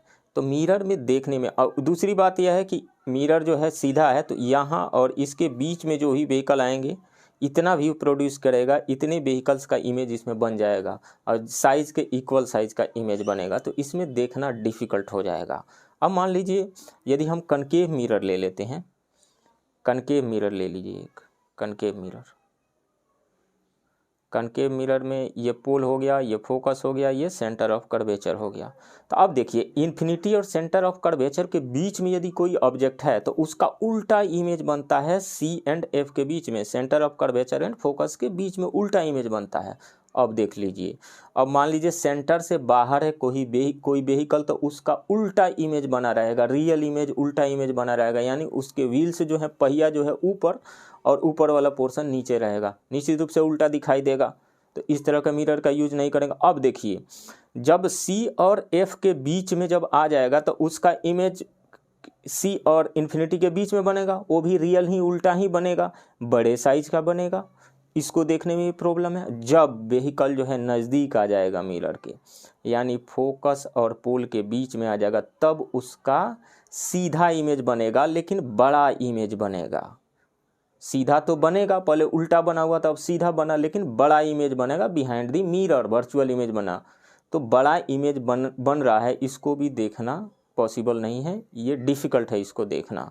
अब आइए कन्वेक्स मिरर में, कन्वेक्स मिरर यदि हम ले लेते हैं, कन्वेक्स मिरर, तो कहीं भी इधर व्हीकल रहेगा, कहीं पर भी इधर व्हीकल रहेगा, तो इसका इमेज जो है हमेशा जो है, इसका इमेज हमेशा एक छोटा सा इमेज बिहाइंड द मिरर बनेगा, मिरर के पीछे बनेगा, बिहाइंड द मिरर। कैसा होगा? वर्चुअल होगा, इरेक्ट होगा, यानी आभासी होगा, सीधा होगा और छोटा होगा। एक कारण ये है, इसका हम यूज कर लेंगे। एक कारण तो ये है कि इसका वर्चुअल, इरेक्ट और स्मॉलर इमेज बन रहा है, इसको देखना आसान है, आसानी से पीछे से जो व्हीकल आ रहे हैं उसको ड्राइवर जो ड्राइव कर रहा है वो देख लेगा। दूसरी बात यह है कि लार्ज व्यू प्रोड्यूस कर रहा है, ये देखिए, इधर जो भी व्हीकल होंगे उसको भी देख लेगा, इधर जो व्हीकल होंगे उसको भी देख लेगा, मतलब ये लार्ज, बहुत ज़्यादा लार्ज व्यू प्रोड्यूस कर रहा है। तो 2 कारण हैं कन्वेक्स मिरर के यूज करने का, लार्ज व्यू प्रोड्यूस करता है और दूसरा इसका virtual, erect and smaller image बनता है। ये 2 कारण है इसके यूज करने का। Next question, consider the following statements. If magenta and yellow coloured circle intersects the intersected area will have a red colour. ये सही है। If cyan and magenta colored circle intersect the intersected area will have the blue color। ये भी सही है, दोनों ही सही है, तो बोथ 1 and 2 दोनों सही है, सो राइट ऑप्शन सी होगा। आगे मैं एक्सप्लेन करता हूँ। निम्नलिखित कथनों पर विचार करें। यदि मैजेंटा और पीले रंग के वृत्त प्रतिच्छेद करते हैं तो प्रतिच्छेदित क्षेत्र का रंग लाल होगा। मतलब मैजेंटा और पीले रंग को मिला दें तो लाल रंग बनेगा। दूसरा, यदि सियान और मैजेंटा रंग के वृत्त प्रतिच्छेद करते हैं तो प्रतिच्छेदित क्षेत्र का रंग नीला होगा। यानी सियान और मैजेंटा को मिला दें तो नीला यानी ब्लू कलर बनेगा। ये दोनों ही स्टेटमेंट सही है। राइट ऑप्शन यहाँ पे सी होगा। एक सर्किल ले लीजिए आप, यहाँ पे सर्किल नहीं ट्रायंगल बनाते हैं, कलर वाला ट्रायंगल। ये ट्रायंगल एक मैं बना रहा हूँ, ट्रायंगल। यहाँ पे रेड लिख रहा हूँ, लाल लाल, यहाँ पे ब्लू और यहाँ पे ग्रीन, लाल ब्लू और ग्रीन। तो रेड और ब्लू को मिलाएंगे तो बीच में आता है मैजेंटा, मैजेंटा ME मैजेंटा। और ब्लू और ग्रीन को मिलाते हैं तो सियान आता है। ब्लू और ग्रीन को सियान, सियान से सी आ गया, सियान। और रेड एंड ग्रीन को मिलाते हैं हम तो येलो आ जाता है यहाँ पे, LOI, येलो यानी मेसी, RBG मेसी, मैजेंटा, सियान एंड येलो। अब देखिए ब्लू एंड येलो को मिला देंगे तो वाइट बन जाएगा, यहाँ पे वाइट। मैजेंटा एंड ग्रीन को मिला दें तो वाइट बन जाएगा। रेड एंड सियान को मिला दें तो वाइट बन जाएगा। और रेड ब्लू एंड ग्रीन यानी लाल नीला और हरा, इसको प्राथमिक कलर, प्राइमरी कलर्स कहा जाता है। इन तीनों को मिलाएंगे तो वाइट कलर बनेगा। इन तीनों को मिलाने से वाइट कलर बनेगा। अब यहाँ पे देख लीजिए, अब यदि मैजेंटा एंड येलो, यहाँ पे है मैजेंटा, मैजेंटा और येलो को मिलाते हैं, येलो को मिलाते हैं। मैजेंटा किससे मिल करके बना है? ब्लू एंड रेड को। और येलो किससे मिल करके बना है? ग्रीन एंड रेड को। तो अब ऐसे आप समझ जाइए, याद रखने के लिए, ब्लू रेड को मिलाने से मैजेंटा, ग्रीन और रेड को मिलाने से येलो बना हुआ है। तो सबसे ज़्यादा रेड 2 बार आ रहा है, तो इसलिए मैजेंटा और येलो को हम मिलाएंगे तो रेड कलर बनेगा। मैजेंटा एंड येलो को मिलाएंगे तो रेड कलर बनेगा। ऑप्शन ए सही है। उसके बाद में मैजेंटा और सियान को मिलाएंगे तो क्या बनेगा? मैजेंटा एंड सियान। मैजेंटा किससे बना है? रेड एंड ब्लू के मिलने से बना है। सियान किससे बना है? ग्रीन एंड ब्लू के मिलने से बना है। ब्लू जो है 2 बार आ रहा है, इसलिए कलर जो परिलक्षित होगा वो ब्लू होगा। यानी मैजेंटा और सियान को मिलाएंगे तो वो ब्लू यानी नीला रंग होगा। उसी तरीक़ा से एक थोड़ा और आगे जान जाइए, येलो और सियान को मिलाएंगे तो क्या बनेगा? येलो और सियान। येलो किससे बना है? रेड एंड ग्रीन से मिल करके बना है। सियान किससे बना है? ब्लू और ग्रीन के मिलने से बना है। तो येलो और सियान को यदि हम मिला दें तो ग्रीन कलर परिलक्षित होगा, ग्रीन कलर मिलेगा। तो इसको थोड़ा और जान जाइए। तो इसमें से दोनों ही स्टेटमेंट सही है। राइट ऑप्शन सी होगा। नेक्स्ट क्वेश्चन कह रहा है कि what is absolute zero temperature, the starting point of any temperature scale. नहीं, ये गलत है। Theoretically the lowest possible temperature, ये सही है। आगे मैं एक्सप्लेन करता हूँ। The temperature at which the vapour of any liquid substance is condensed, ये भी गलत है। The temperature at which all material are in vapour form, ये भी गलत है। सही कौन सा है इसमें से? बी सही है।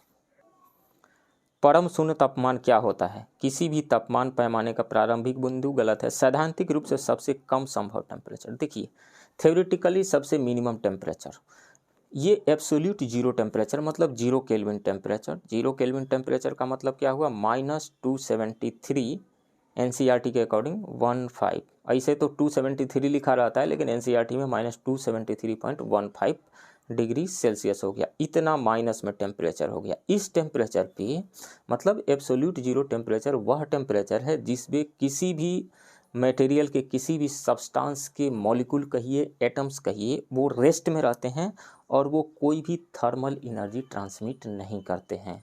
रेस्ट में हो गए, वाइब्रेशनल काइनेटिक एनर्जी उनकी 0 हो गई, कोई एनर्जी वो ट्रांसमिट नहीं करेंगे। तो राइट ऑप्शन यहाँ पे बी हो जाएगा। नेक्स्ट क्वेश्चन ये कह रहा है कि which of the following statement is not true, boiling point of any water solution is higher than pure water. बिल्कुल, जब प्योर वाटर में हम इम्प्यूरिटी मिलाते जाते हैं तो उसका बॉइलिंग पॉइंट इंक्रीज होने लगता है। एलिवेशन इन बॉइलिंग पॉइंट होता है। यह एक कोलिगेटिव प्रॉपर्टी है, एलिवेशन इन बॉइलिंग पॉइंट होता है।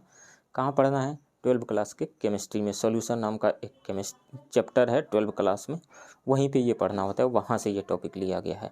Boiling point of any water solution is higher than pure water, ये सही है। Addition of solute to a solution increases its water potential, नहीं डिक्रीज होता है, इसको मैं एक्सप्लेन करता हूँ, डिक्रीज होता है, ये गलत है। Water vapour pressure of any solution is lower than vapour pressure of pure water. देखिए यदि मान लीजिए कि ये कंटेनर है, इसमें वाटर है, तो इस पे सरफेस पे मॉलिक्यूल है, प्योर वाटर है तो इसके सरफेस पे मॉलिक्यूल जो है एनर्जी पा करके वेपर फेज में चले जाएंगे, वेपराइज हो जाएंगे, गैसियस फेज में चले जाएंगे। अब इसमें कोई इम्प्योरिटी हम मिला देते हैं तो इनके स्पेस को जो इम्प्योरिटी, जैसे सॉल्ट मिला दीजिए, शुगर मिला दीजिए, तो इनकी जगह को तो शुगर के मॉलिक्यूल या सॉल्ट के मॉलिक्यूल छेंक लेंगे ना। तो जिस रेट से इनका इवेपोरेशन हो रहा था, वेपोराइजेशन हो रहा था, उस रेट से अब इवेपोरेशन नहीं होगा। तो मतलब ये रहा कि water vapour pressure of any solution is lower than vapour pressure of pure water, तो वेपर प्रेशर जो है वो कम हो जाएगा प्योर वाटर के कंपैरिजन में, तो ये सही है। When a solution is separated with the help of semi-permeable membrane, then water flow can be stopped by giving pressure to the solution। बिल्कुल, इसको ऑस्मोटिक प्रेशर कहा जाता है, ऑस्मोटिक प्रेशर। आगे मैं इसको एक्सप्लेन करता हूँ, ये डी स्टेटमेंट भी सही है, आगे मैं इसको एक्सप्लेन करता हूँ। गलत कौन सा है? बी गलत है। निम्नलिखित में कौन सा कथन सत्य नहीं है? किसी भी जलीय विलयन का क्वथनांक शुद्ध जल से अधिक होता है, ये सही है। किसी विलयन में विलय मिलाने से उनका जल विभव बढ़ जाता है, नहीं घट जाता है, ये गलत है। किसी विलयन का जल वाष्प दाब शुद्ध जल के वाष्प दाब से कम होता है, डिप्रेशन हो जाता है, इसमें कम हो जाता है, बिल्कुल सही है ये। जब विलयन को अर्ध पारगम्य झिल्ली यानी सेमी परमिएबल मेम्ब्रेन की सहायता से अलग किया जाता है तो विलयन को दाब देकर जल के प्रवाह को रोका जा सकता है। अब मैं इसको एक्सप्लेन करता हूँ। जैसे देखिए, अब एक बात और है, जान दीजिए वाटर पोटेंशियल क्या होता है। वाटर पोटेंशियल का मतलब होता है ये वाटर के पोटेंशियल एनर्जी, मतलब वाटर का पोटेंशियल एनर्जी, और पोटेंशियल एनर्जी ही डिसाइड करता है कि वाटर का फ्लो कहाँ से कहाँ होगा। वाटर का फ्लो जो होता है हायर पोटेंशियल से लोअर पोटेंशियल की ओर होता है। मतलब ये रहा कि यदि कोई इम्प्योर वाटर है और प्योर वाटर के बीच में जो पोटेंशियल एनर्जी का डिफरेंस आता है उसी को कहा जाता है वाटर पोटेंशियल। और प्योर वाटर का वाटर पोटेंशियल कितना लिया जाता है? 0 लिया जाता है। और वाटर पोटेंशियल को किस में मेजर करते हैं? पास्कल में या फिर किलो पास्कल में। देखिए एक बात और है, वाटर पोटेंशियल जो है कभी भी पॉजिटिव नहीं हो सकता है। प्योर का 0 होता है और इम्प्योर जो वाटर है उसका नेगेटिव में ही होगा। तो जब हम किसी भी इसमें इम्प्योरिटी मिलाते जाते हैं, किसी विलयन में विलय मिलाने से उसका जल विभव बढ़ जाता है जो कह रहा है, नहीं। तो जैसे हम मान लीजिए इम्प्योरिटी मिला रहे हैं वाटर में, इम्प्योरिटी मिलाने का क्या मतलब है? जैसे प्योर वाटर है उसमें कोई सॉल्यूट मिला दीजिए, जैसे शुगर मिला दीजिए या सॉल्ट मिला दीजिए, सॉल्यूशन बनाना उसका शुरू कर दीजिए। तो जब हम सॉल्ट मिलाते हैं उसमें या शुगर मिलाते हैं यानी सॉल्यूट मिलाते हैं उसमें, तो उसका वाटर पोटेंशियल पहले 0 था, 0 से अब कम होने लगता है, नेगेटिव में जाने लगता है। तो इसलिए ये बी वाला ऑप्शन जो है करेक्ट नहीं है। अब सेमी परमिएबल मेम्ब्रेन से, अब देखिए जनरली क्या होता है कि एक मान लीजिए कि आप एक सेमी परमिएबल मेम्ब्रेन ले लीजिए, इसको हम कहते हैं SPM, सेमी परमिएबल मेम्ब्रेन। इधर प्योर वाटर है, प्योर वाटर, और इधर इम्प्योर वाटर है यानी सॉल्यूशन है, इम्प्योर वाटर है, इम्प्योर वाटर यानी सॉल्यूशन है। तो जनरली सेमी परमिएबल मेम्ब्रेन क्या होता है? ये सेलेक्टिवली ये मैटर को एक तरफ से दूसरी तरफ जाने देता है, सेलेक्टिवली। तो ये सेमी परमिएबल मेम्ब्रेन से प्योर वाटर में जो है वाटर का कंसंट्रेशन ज़्यादा है, तो इसमें अपने आप जो है SPM सेमी परमिएबल मेम्ब्रेन से वाटर जो है प्योर वाटर से सॉल्यूशन साइड में जाएगा, यानी सॉल्वेंट साइड से सॉल्यूशन साइड में मूव करके वाटर जाएगा। अब देखिए, अब यदि हम सॉल्यूशन साइड में एक प्रेशर एग्जर्ट कर दें, प्रेशर एग्जर्ट कर देंगे तो इसका फ्लो रुक जाएगा, यानी वाटर जो पहले सॉल्वेंट साइड से सॉल्यूशन साइड की ओर जा रहा था, अब उसका फ्लो रुक जाएगा। इसी मिनिमम प्रेशर को कहा जाता है ऑस्मोटिक प्रेशर। अब क्या होगा देखिए, ऑस्मोटिक प्रेशर से ज़्यादा जो ही हम प्रेशर एक्सर्ट करेंगे, इस साइड में सॉल्यूशन साइड में आप प्रेशर एक्सर्ट कर दीजिए, ऑस्मोटिक प्रेशर से ज़्यादा प्रेशर एक्सर्ट कर दिए। तो अब क्या, पहले तो रुका हुआ था फ्लो, अब क्या होगा, वाटर जो है सॉल्यूशन साइड से सॉल्वेंट साइड की ओर जाने लगेगा। यानी जिसमें इम्प्योरिटी थी वाटर में, उसमें से वाटर फ्लो करके प्योर वाटर में जाना शुरू हो जाएगा। क्या आपको नहीं लगता है कि वाटर को प्योर करने के लिए इसी टेक्निक का यूज किया जाता है?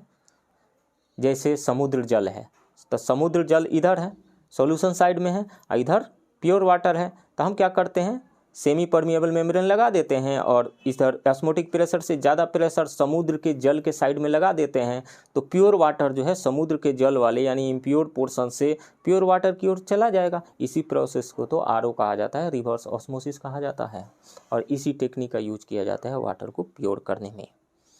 तो ये राइट ऑप्शन यहाँ पे डी भी ऑप्शन सही है, ए भी सही है, सी भी सही है, बी गलत है, तो राइट ऑप्शन यहाँ पे बी होगा।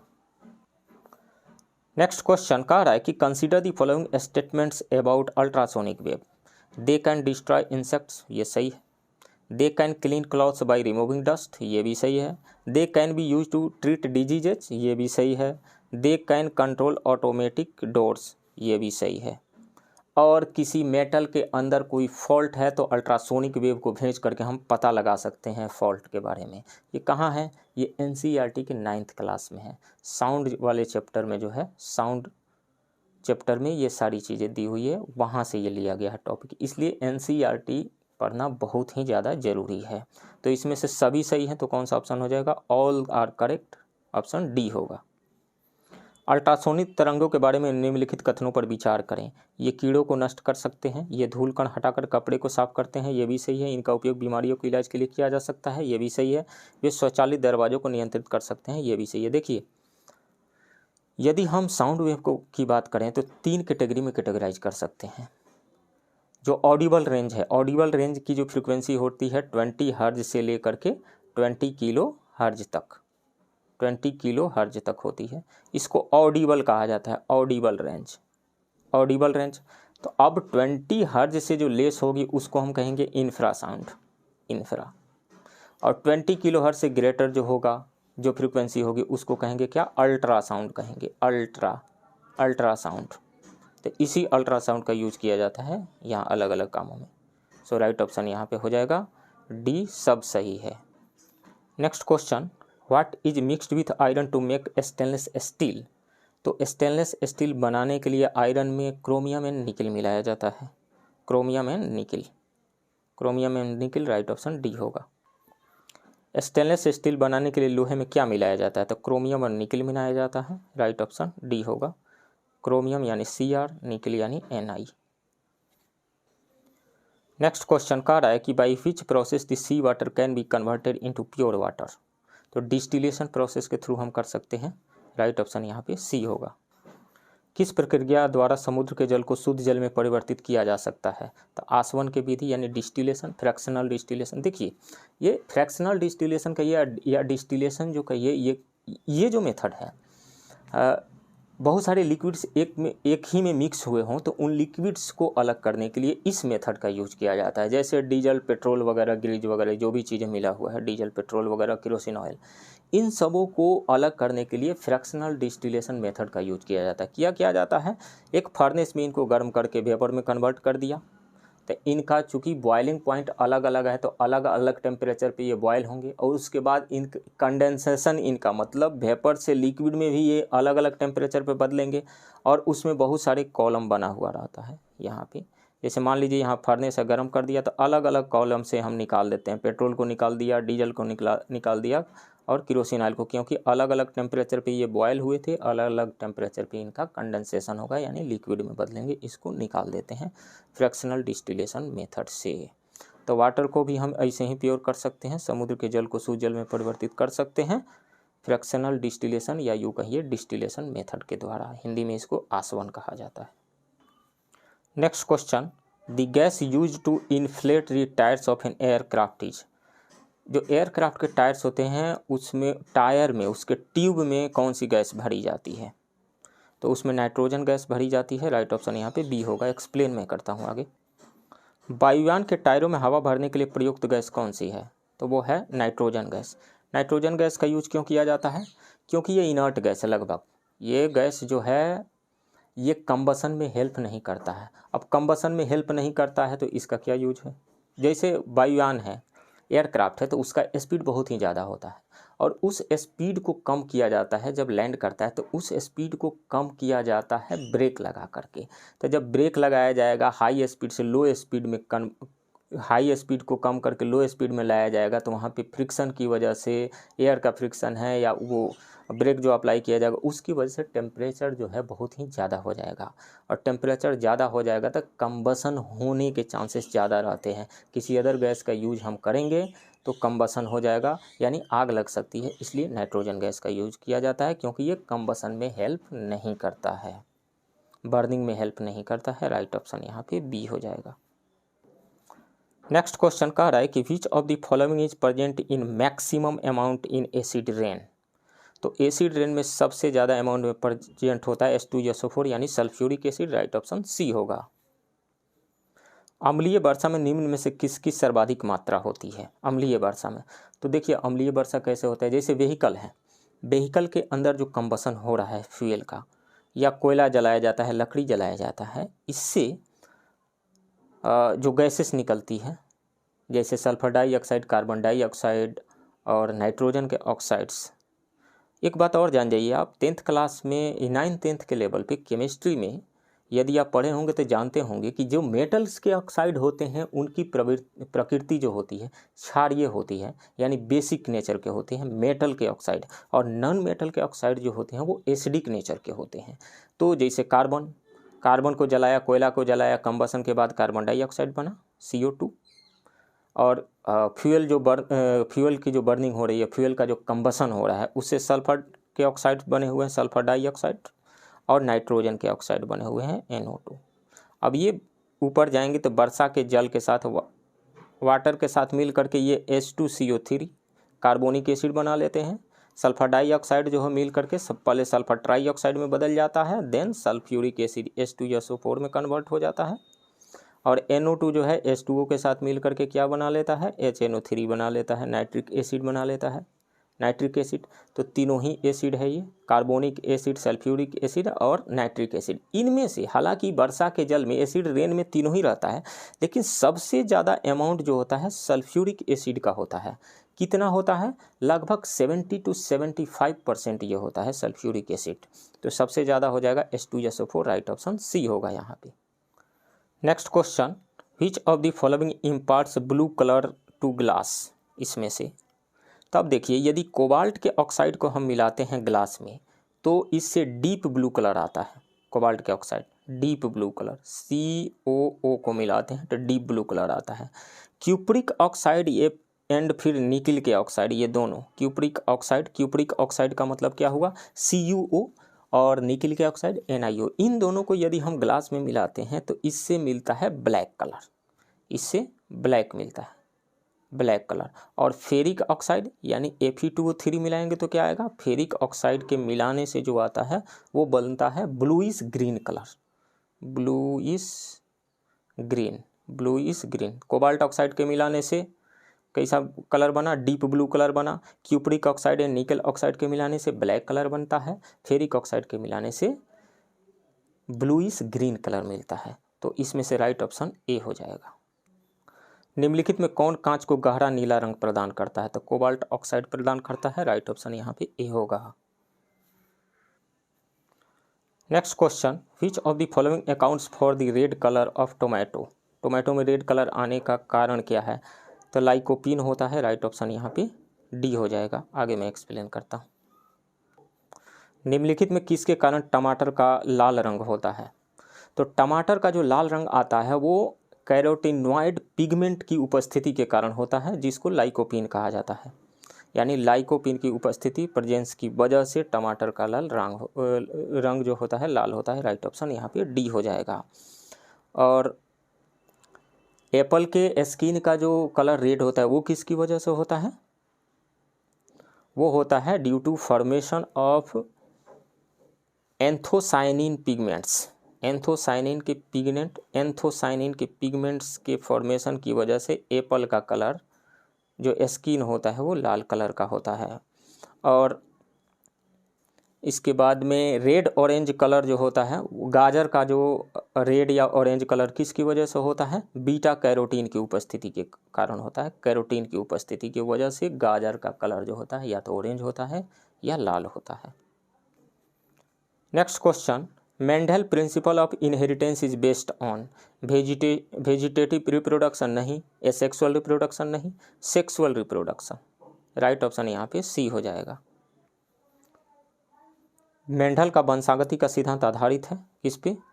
सेक्सुअल, लैंगिक जनन पे। Right option C, sexual reproduction पे। Next, which of the following salts is found in maximum amount in the human bones?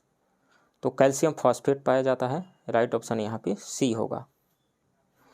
निम्नलिखित में कौन सा लवण मानव हड्डियों में अधिकतम मात्रा में पाया जाता है? तो कैल्शियम फॉस्फेट पाया जाता है। ये जो है कैल्शियम फॉस्फेट 70% के आसपास में पाया जाता है ह्यूमन बोन में। कैल्शियम फॉस्फेट का फॉर्मूला क्या होता है? CA3PO4 का होल ट्वाइस कैल्शियम फॉस्फेट है। ये मिल्क में भी कैल्शियम फॉस्फेट पाया जाता है। मिल्क हो या फिर ह्यूमन बॉडी के अंदर जो हड्डियाँ पाई जाती है, जो बोन्स पाए जाते हैं, उसमें ये बना होता है हाइड्रोक्सी पेटाइट से बना होता है। हाइड्रोक्सी पेटाइट जो कि कैल्शियम फॉस्फेट का एक मिनरल है यानी खनिज है, जिसको बोन मिनरल भी कहा जाता है। यानी कैल्शियम फॉस्फेट को बोन मिनरल भी कहा जाता है, हाइड्रोक्सी पेटाइट को बोन मिनरल कहा जाता है। उसमें कैल्शियम फॉस्फेट पाया जाता है। राइट ऑप्शन सी होगा। Which of the following statements about enzyme is correct? They are biocatalysts, ये सही है। They perform their action on the site where they are produced, ये भी सही है। दोनों ही सही है। सो राइट ऑप्शन सी हो जाएगा, बोथ 1 और 2। एंजाइम के बारे में निम्नलिखित में से कौन सा कथन सही है? वे जैव उत्प्रेरक होते हैं यानी बायोलॉजिकल कैटलिस्ट होते हैं। वे अपनी क्रिया उस स्थान पर करते हैं जहां उनका उत्पादन होता है। बिल्कुल, जो एंजाइम्स होते हैं वो बायोकेमिकल रिएक्शन को कैटलाइज करते हैं यानी एक्सेलरेट करते हैं रिएक्शन को, केमिकल रिएक्शन को एक्सेलरेट करते हैं यानी फास्ट बना देते हैं ह्यूमन बॉडी के अंदर। और ये जनरली ये जो बायोलॉजिकल कैटलिस्ट है ये अपना एक्शन वहीं पे परफॉर्म करते हैं जहाँ पे ये इनकी उत्पत्ति होती है यानी जहाँ पे ये प्रोड्यूस होते हैं। सो ये दोनों ही स्टेटमेंट सही है। राइट ऑप्शन यहाँ पे हो जाएगा C 1 और 2। Next question, which of the following vitamin is essential for normal vision? तो नॉर्मल विजन के लिए रेटिनॉल यानी विटामिन ए की ज़रूरत होती है। विटामिन ए का जो केमिकल नाम है वो रेटिनॉल है। और राइबोफ्लाविन किसका नाम है? राइबोफ्लाविन जो है B2 है, विटामिन B2 का नाम है। नियासिन किसका नाम है? नियासिन जो है B3 का नाम है, केमिकल नाम। विटामिन B3 का नाम नियासिन, राइबोफ्लाविन जो है B2 है और रेटिनॉल जो है विटामिन ए का केमिकल नाम है। तो नॉर्मल विजन के लिए ज़रूरत होती है विटामिन ए की। राइट ऑप्शन यहाँ पे डी होगा। निम्नलिखित में से कौन सा विटामिन सामान्य दृष्टि के लिए आवश्यक है? रेटिनॉल है यानी विटामिन ए की जरूरत होती है। Right option D. Next question, carbon monoxide poisoning affects mainly which one of the following? Digestive activity को नहीं, लिवर फंक्शनिंग को नहीं प्रभावित करता है, किडनी फंक्शनिंग को भी नहीं, oxygen carrying capacity of blood को ये इफेक्ट डालता है, उस पर प्रभावित करता है। राइट ऑप्शन डी होगा। कार्बन मोनोऑक्साइड विषाक्तता मुख्य रूप से निम्नलिखित में से किसे प्रभावित करती है? पाचन क्रिया को नहीं, लीवर की कार्य प्रणाली को नहीं, गुर्दे की कार्य प्रणाली को नहीं, रक्त की ऑक्सीजन वहन क्षमता को प्रभावित करती है। देखिए, कार्बन मोनोऑक्साइड जो है हीमोग्लोबिन से मिल करके कार्बोक्सी हीमोग्लोबिन बना लेता है। कार्बन मोनोऑक्साइड जो है हीमोग्लोबिन से मिल करके कार्बोक्सी हीमोग्लोबिन बना लेता है यानी HbCO बना लेता है, HbCO बना लेता है कार्बोक्सी हीमोग्लोबिन। ये एक बहुत ही स्टेबल कॉम्प्लेक्स कंपाउंड है, बहुत ही स्टेबल कॉम्प्लेक्स कंपाउंड। जब ये कॉम्प्लेक्स कंपाउंड बन जाता है तो ये क्या करता है, फिर ऑक्सीजन को, ब्लड जो है ऑक्सीजन को ले करके जाता है, वो अब उसको ऑक्सीजन ले जाने नहीं देता है यानी ब्लड के ऑक्सीजन कैरिंग कैपेसिटी को ये कम कर देता है। तो रक्त की ऑक्सीजन वहन क्षमता को ये कम कर देता है। राइट ऑप्शन यहाँ पे डी होगा। Next question, A married couple adopted a male child. A few years later, twin boys were born to them. The blood group of the couple is AB positive and O negative. If blood group of the three sons is A positive, B positive and O positive, the blood group of the adopted son is, adopted son का blood group क्या होगा? O होगा, A होगा, B होगा या cannot be determined. तो O positive होगा उस एडॉप्टेड सन का जो ब्लड ग्रुप होगा, राइट ऑप्शन ए होगा। एक शादीशुदा जोड़े ने एक लड़के को गोद लिया, कुछ साल बाद उनके जुड़वे लड़के पैदा हुए। दंपति का blood group A B positive और ओ नेगेटिव है। तीनों बेटों का blood group A positive, B positive और ओ पॉजिटिव है। दत्तक पुत्र का रक्त समूह क्या होगा? ए बी पॉजिटिव है और ओ नेगेटिव है। तो जो लड़का पैदा होगा उसका या तो ब्लड ग्रुप ए पॉजिटिव होगा या फिर बी पॉजिटिव होगा, ठीक है। तो ए पॉजिटिव एंड बी पॉजिटिव तो इनके जो अपने बच्चे हैं वो हैं, दोनों बेटों का है। और तो इसके अलावा जो बचा ओ पॉजिटिव जो होगा वो एडॉप्टेड सन का ब्लड ग्रुप होगा, ओ पॉजिटिव, राइट ऑप्शन यहाँ पे ए होगा। Next question, arteries supplying blood to the heart are called. ऐसे आर्टरी जो ब्लड को सप्लाई करती है, यानी ऑक्सीजन रिच ब्लड को जो सप्लाई करती है उसको क्या कहा जाता है? उसको कोरोनरी आर्टरीज कहा जाता है, राइट ऑप्शन यहाँ पे सी होगा। हृदय को रक्त की आपूर्ति करने वाली धमनियाँ कहलाती है, तो कोरोनरी धमनी कहलाती है कोरोनरी आर्टरीज। ऐसे वेसल्स जो ऑक्सीजन रिच ब्लड को मायोकार्डियम तक पहुंचाती है उसको कोरोनरी धमनियाँ कहा जाता है, कोरोनरी आर्टरीज कहा जाता है। और वैसे वेसल्स जो डीऑक्सीजनेटेड ब्लड यानी ऑक्सीजन रहित ब्लड को हृदय तक लेकर के आता है, हार्ट तक लेकर के आता है, उसको उन वाहिकाओं को कहा जाता है, यानी हार्ट मसल तक जो लेकर के आता है उसको कहा जाता है कार्डियक वेंस, कार्डियक वेंस कहा जाता है, राइट ऑप्शन यहाँ पे हो जाएगा C. That is the vessels that remove the deoxygenated blood from the heart muscle are known as cardiac veins. हृदय की मांसपेशियों से ऑक्सीजन रहित रक्त को निकालने वाली वाहिकाओं को कार्डियक वेंस कहा जाता है। Next question, which is the smallest endocrine gland in the human body. तो वैसे तो स्मॉलेस्ट इंडोक्राइन जो ग्लैंड होता है वो पीनियल ग्लैंड होता है। पीनियल ग्लैंड जो कोन के शेप का होता है और जिसका डायमीटर साइज जो होता है लगभग 7.5 मिलीमीटर का होता है। लेकिन जो यहाँ पे जो भी ऑप्शन दिए गए हैं उसमें इसमें जो होगा वो पिट्यूटरी ग्लैंड होगा, राइट ऑप्शन यहाँ पे। इन सभी में से पिट्यूटरी ग्लैंड जो है ये सबसे छोटा होगा। पिट्यूटरी ग्लैंड जो है मटर के शेप का होता है, मटर के साइज का होता है। इसका वेट जो होता है 0.5 ग्राम होता है, राइट ऑप्शन डी होगा। मानव शरीर की सबसे छोटी अंतःस्रावी ग्रंथि कौन सी है? तो वो है पीयूष ग्रंथि, पिट्यूटरी ग्लैंड। मानव शरीर में सबसे छोटी अंतःस्रावी ग्रंथि पीनियल ग्रंथि है जो शंकु के आकार की और लगभग 7.5 मिलीमीटर साइज की होती है। परंतु दिए गए ऑप्शन में से पिट्यूटरी ग्लैंड सबसे छोटी अंतःस्रावी ग्रंथि होगी। इसका वजन 0.5 ग्राम और डायमीटर जो होता है लगभग 10 मिलीमीटर का होता है, यानी मटर के आकार की होती है। इसको मास्टर ग्लैंड भी कहा जाता है क्योंकि इसके अधिकांश हार्मोन जो होते हैं अन्य अंतःस्रावी ग्रंथियों के गतिविधियों को नियंत्रित करते हैं। इसको मास्टर ग्लैंड क्यों कहा जाता है? Because most of its hormones control the activity levels of the other endocrine glands, right option यहाँ पे डी होगा। नेक्स्ट क्वेश्चन है, which of the following is the process involve in photosynthesis. Option है potential energy is release to form free energy, yes ये option सही है। Free energy is converted into potential energy and stored, कहीं ये गलत है। Food is oxidise to release carbon dioxide and water, ये भी गलत है।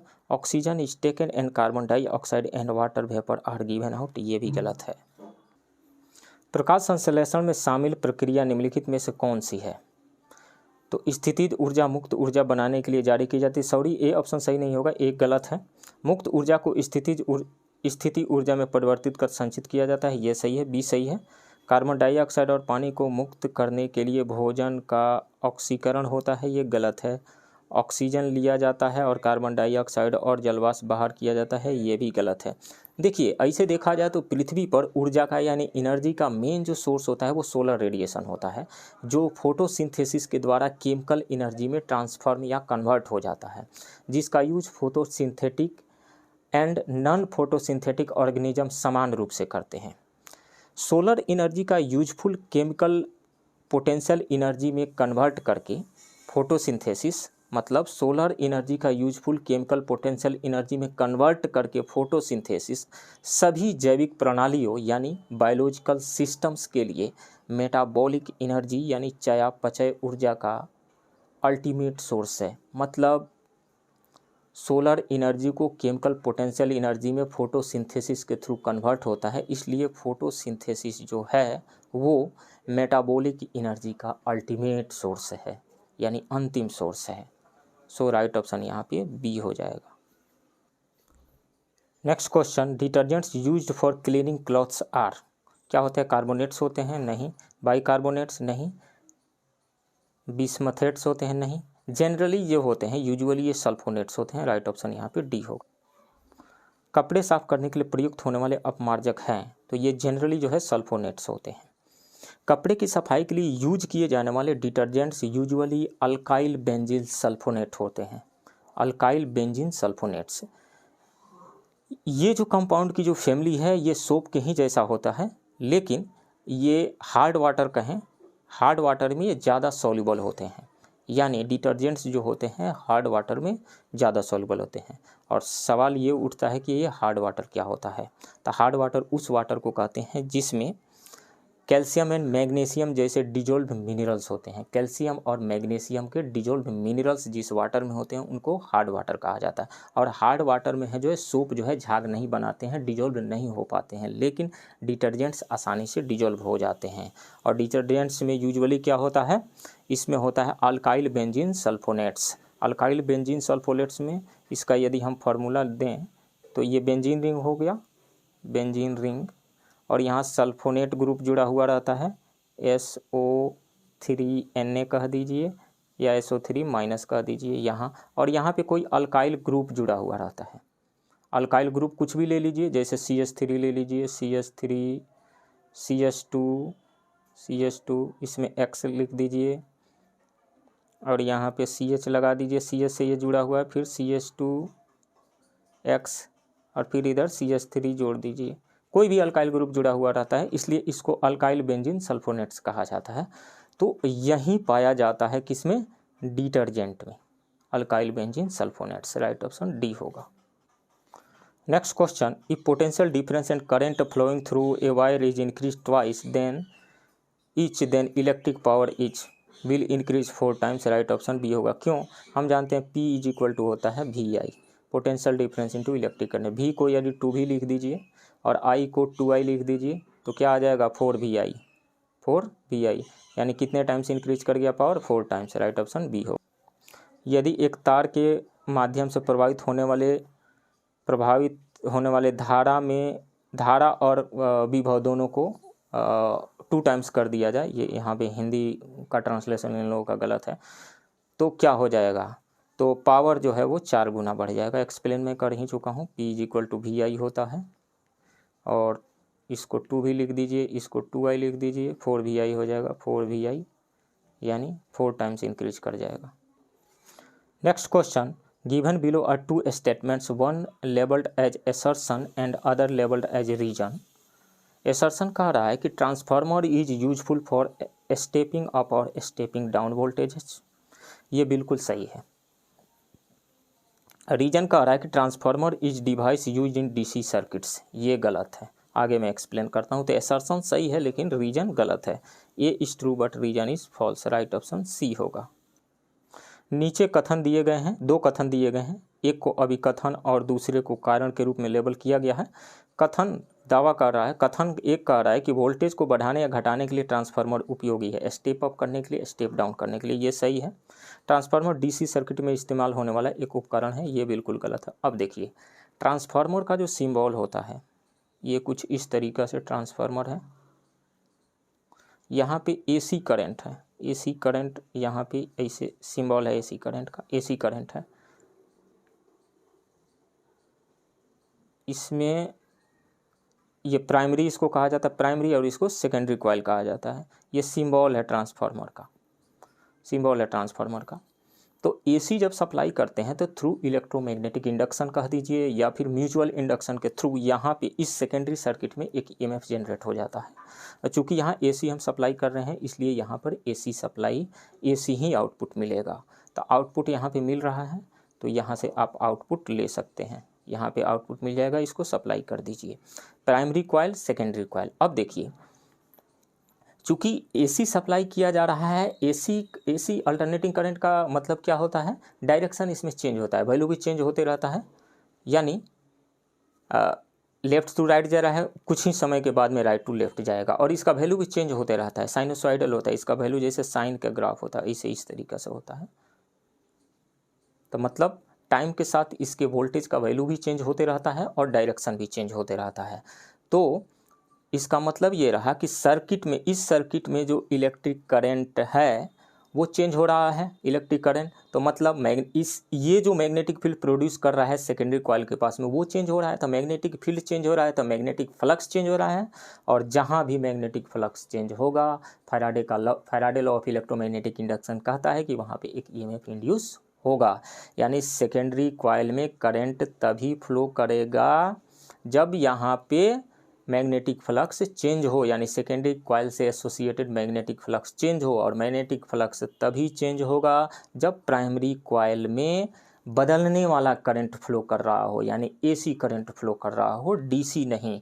डीसी पे ट्रांसफार्मर काम करेगा ही नहीं, सिर्फ एसी पे काम करेगा। अब देखिए सेकेंड वाले में यदि नंबर ऑफ टर्न्स हम बढ़ा दें सेकेंडरी कॉइल में तो इसको स्टेप अप ट्रांसफार्मर कहेंगे, यानी वोल्टेज को बढ़ा देगा। और यदि सेकेंडरी कॉइल में नंबर ऑफ टर्न्स यानी तार जो घुमाया गया हुआ है उसको कम कर दें तो वहाँ आउटपुट वोल्टेज कम मिलेगा, उसको स्टेप डाउन ट्रांसफार्मर कहा जाता है। तो ट्रांसफार्मर का काम क्या है, या तो वोल्टेज को बढ़ाना या वोल्टेज को घटाना। एसी को डीसी, डीसी को एसी में बदलना इसका काम नहीं है। और ये अल्टरनेटिंग करंट यानी एसी करंट पर ही काम करता है। तो असर्शन तो सही है लेकिन रीजन गलत है। राइट ऑप्शन यहाँ पे सी होगा। नेक्स्ट क्वेश्चन कह रहा है कि the halogen being used as analgesic is chlorine, bromine या फिर आयोडीन, आयोडीन या फिर फ्लोरीन। तो देखिए एनाल्जेसिक क्या होता है, एनाल्जेसिक वैसी दवाइयाँ होती है जो दर्द को कम करती है। एनाल्जेसिक वैसी दवाइयाँ होती है जो दर्द को कमी करती है, यानी दर्द निवारक दवाइयों को पेन किलर्स कह दीजिए, पेन रिलीवर कह दीजिए, उसको एनाल्जेसिक कहा जाता है। जैसे एस्प्रिन हो गया, एसिटामिनोफेन हो गया। एस्प्रिन जनरली जाना पहचाना नाम है। तो उसमें जो होता है एस्प्रिन में, या यूं कहें कि एनाल्जेसिक में ब्रोमीन का यूज किया जाता है, वो ब्रोमीन का कंपाउंड होता है, ब्रोमीन का। तो राइट ऑप्शन वहाँ पे हो जाएगा कौन सा, बी हो जाएगा, ब्रोमीन।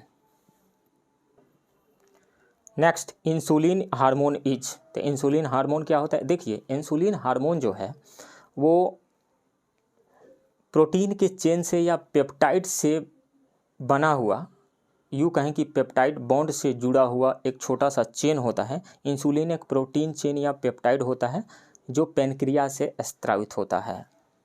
यानी मतलब ये रहा कि एमिनो एसिड का एक छोटा सा चेन होता है इंसुलिन। कहाँ से स्त्रावित होता है, अग्नाशय से कहिए या पेनक्रियास से कहिए। राइट ऑप्शन यहाँ पे सी हो जाएगा, पेप्टाइड। और ये अमीनो एसिड क्या होता है, जिसमें एमीन ग्रुप भी जुड़ा हुआ हो और एसिडिक ग्रुप भी जुड़ा हुआ है। जैसे मान लीजिए सी से यहाँ पे NH2 जोड़ दीजिए, एक अमीनो ग्रुप हो गया, एमिनो ग्रुप हो गया। यहाँ से कोई R जोड़ दीजिए, एक अल्काइल ग्रुप, यहाँ से H जोड़ दीजिए। तो यहाँ पे NH2 एक अमीनो ग्रुप जुड़ा हुआ है और इसी से एक एसिड COOH ग्रुप जोड़ दीजिए, तो इसको एमिनो एसिड कहा जाता है। तो इसके बहुत सारे मॉलिक्यूल्स जब जुड़ करके एक चेन बनाएंगे तो उनको पेप्टाइड कहा जाता है, और वो पेप्टाइड बॉन्ड से जुड़े हुए रहते हैं। इंसुलिन हार्मोन में यही होता है। इंसुलिन हार्मोन है क्या है, तो एक पेप्टाइड है। तो नेक्स्ट क्वेश्चन, भारतीय अर्थव्यवस्था के उदारीकरण का अग्रदूत किसे कहा जाता है, तो डॉक्टर मनमोहन सिंह को कहा जाता है। राइट ऑप्शन ए है।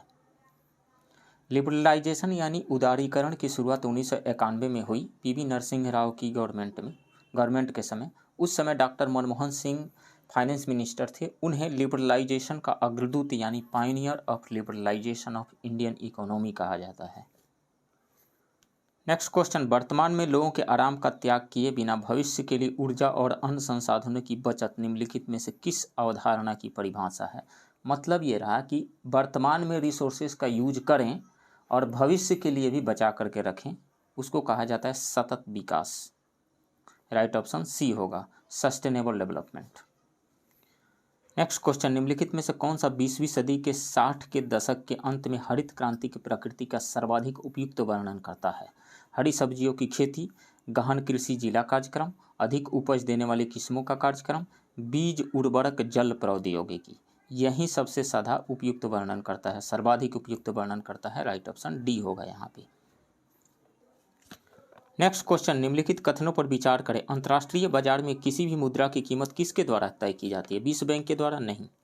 संबंधित देश द्वारा प्रदान की जाने वाली वस्तुओं या फिर सेवाओं की मांग, वस्तुओं एवं सेवाओं की मांग के द्वारा, ये सही है। संबंधित देश की सरकार की स्थिरता पर भी निर्भर करती है, ये भी सही है।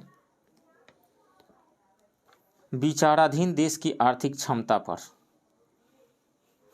तो इसमें से 2 और 3 सही लग रहा है यहाँ से, तो राइट ऑप्शन यहाँ पे बी हो जाएगा, 2 और 3। इंटरनेशनल मार्केट में किसी भी मुद्रा यानी करेंसी की कीमत तय करने में वर्ल्ड बैंक की कोई भूमिका नहीं होती है। मुद्रा की कीमत संबंधित देश के गवर्नमेंट की स्टेबिलिटी और उस देश में उत्पादित गुड्स एंड सर्विसेज की इंटरनेशनल मार्केट में डिमांड कितना है, इससे तय होता है। Next question, ease of doing business index किसके द्वारा तैयार और प्रकाशित किया जाता है? तो विश्व बैंक के द्वारा, वर्ल्ड बैंक के द्वारा। Right option B. Next question, विश्व व्यापार संगठन के यानी WTO के बारे में क्या सत्य नहीं है? इसकी स्थापना 1 जनवरी 1995 की हुई थी, ये बिल्कुल सही है। यह सदस्य देशों के बीच व्यापार को प्रोत्साहित करता है, ये भी सही है। यह बहुपक्षीय व्यापार समझौते के उरुग्वे दौर में उत्पन्न हुआ था, ये भी सही है। इसने व्यापार में उदारीकरण लाया है। हाँ, ये व्यापार में उदारीकरण तो लाया है, लेकिन मल्टीलेटरल ट्रेड में उदारीकरण अभी तक नहीं ला पाया है, तो इसको भी हम सही मान सकते हैं। सो राइट ऑप्शन यहाँ पर ई हो जाएगा, none of the above. Next question, Bharat का शहरीकरण का स्तर चीन की तुलना में कम है, ये असर्शन है। और रीजन है भारतीय शहर खराब योजनाबद्ध है। कारण, तो इसमें से कौन सा सही है? तो इसमें से असर्शन भी सही है और रीजन भी सही है। असर्शन भी सही है और रीजन भी सही है, लेकिन रीजन जो है करेक्टली एक्सप्लेन नहीं कर रहा है। सो राइट ऑप्शन यहाँ पे बी हो जाएगा। मैकिन्से ग्लोबल इंस्टीट्यूट के एक रिसर्च के अनुसार 1950 में इंडिया में अर्बनाइजेशन यानी शहरीकरण चीन से ज़्यादा था। इंडिया में 17% पीपल अर्बन एरिया में, जबकि चाइना में 13% पीपल अर्बन एरिया में रह रहे थे उस टाइम में। 1950 से 2005 के बीच चाइना में रैपिड अर्बनाइजेशन यानी तीव्र शहरीकरण हुआ। चाइना में 41%, जबकि इंडिया में 29% की दर से अर्बनाइजेशन हुआ। इंडिया में नंबर ऑफ प्लान्ड सिटीज यानी नियोजित शहरों की संख्या काफ़ी कम है, इसलिए स्टेटमेंट 2 सही है। और स्टेटमेंट ए भी सही है, लेकिन स्टेटमेंट 2 जो है स्टेटमेंट 1 को करेक्टली एक्सप्लेन नहीं कर पा रहा है, इसलिए राइट ऑप्शन बी होगा। नेक्स्ट क्वेश्चन, निम्नलिखित में से कौन सा मनरेगा का उद्देश्य है? संपत्तियाँ बनाना, यानी जो ड्यूरेबल एसेट्स है वो बनाना। अब संपत्तियाँ बनाने का यहाँ क्या मतलब है? जैसे रोड बन रहा है तो वो भी संपत्ति ही है, नहरें बन रही है, तालाब बन रहे हैं, कुएँ बन रहे हैं, ये सभी संपत्तियाँ ही तो हैं। तो संपत्तियाँ बनाना ये सही है। सूक्ष्म सिंचाई को बढ़ावा देना, बिल्कुल ये भी सही है। जल प्रबंधन करना, ये भी सही है। ग्रामीण आय को बढ़ाने के लिए, ये भी सही है। सो इसमें से सभी सही है। सो राइट ऑप्शन ये हो जाएगा, मोर देन 1। नेक्स्ट क्वेश्चन, हरियाली योजना संबंधित है, किससे संबंधित है? तो ये जल प्रबंधन से संबंधित है। राइट ऑप्शन यहाँ पे सी हो जाएगा, जल प्रबंधन। जनवरी 2003 में अटल बिहारी वाजपेयी द्वारा 2000 करोड़ रुपए की लागत वाली जल संचयन यानी वाटर हार्वेस्टिंग से संबंधित हरियाली योजना लॉन्च किया गया था। इसका उद्देश्य क्या था? जल संचयन, पेयजल उपलब्ध कराना, सिंचाई सुविधा और वृक्षारोपण। यह परियोजना यानी स्कीम ग्रामीण विकास मंत्रालय के अधीन है और देश की 2.32 लाख पंचायतों के माध्यम से चलाई जा रही है। नेक्स्ट क्वेश्चन, निम्नलिखित में से किस राज्य में सोयाबीन की खेती का सबसे बड़ा क्षेत्र है? तो सोयाबीन की खेती का सबसे बड़ा क्षेत्र जो है वो मध्य प्रदेश में है, राइट ऑप्शन सी होगा। नेक्स्ट, कंचन किसकी उन्नत किस्म है? अंगूर का नहीं है, अमरूद का भी नहीं है, आम का भी नहीं है, भारतीय करौदा का है। कंचन, कृष्णा और बनारसी भारतीय आंवले यानी इंडियन ग्रोस गुसबेरी यानी भारतीय करौदा की एक इम्प्रूव्ड वैरायटी यानी उन्नत किस्म है। सो राइट ऑप्शन यहाँ पे बी होगा। नेक्स्ट क्वेश्चन, निम्नलिखित कथनों पर विचार करें। ज्वार भाटे नौ संचालन और मछली पकड़ने में बहुत सहायक होते हैं, ये सही है। उच्च ज्वार बड़े जहाज़ों को बंदरगाह में सुरक्षित रूप से प्रवेश करने या छोड़ने में सक्षम बनाता है, ये भी सही है। ज्वार बंदरगाहों में गाद जमा होने से रोकता है, ये भी सही है। कांडला और डायमंड हार्बर ज्वारीय बंदरगाह है, ये भी सही है। तो इसमें से सभी सही है, तो 1 2 3 4 राइट ऑप्शन डी होगा। नेक्स्ट क्वेश्चन, निम्नलिखित में से कौन सा देश आर्कटिक सर्कल के दक्षिण में स्थित है? तो आर्कटिक सर्कल जो है नॉर्वे, स्वीडन और फिनलैंड से होकर के गुजरता है, लेकिन आइसलैंड जो है वो उसके दक्षिण में पड़ता है। तो इसमें से सही ऑप्शन कौन सा हो जाएगा? आइसलैंड बी हो जाएगा। नेक्स्ट क्वेश्चन, निम्न में से किसे पूर्वी सागर की मालकिन यानी द मिस्ट्रेस ऑफ ईस्टर्न सी कहा जाता है, के रूप में जाना जाता है? तो वो है श्रीलंका। श्रीलंका को पर्ल ऑफ इंडियन ओशियन भी कहा जाता है, यानी हिंद महासागर की मोती। द गेटवे ऑफ एशिया यानी एशिया का प्रवेश द्वार भी इसको कहा जाता है श्रीलंका को। सो राइट ऑप्शन ए होगा।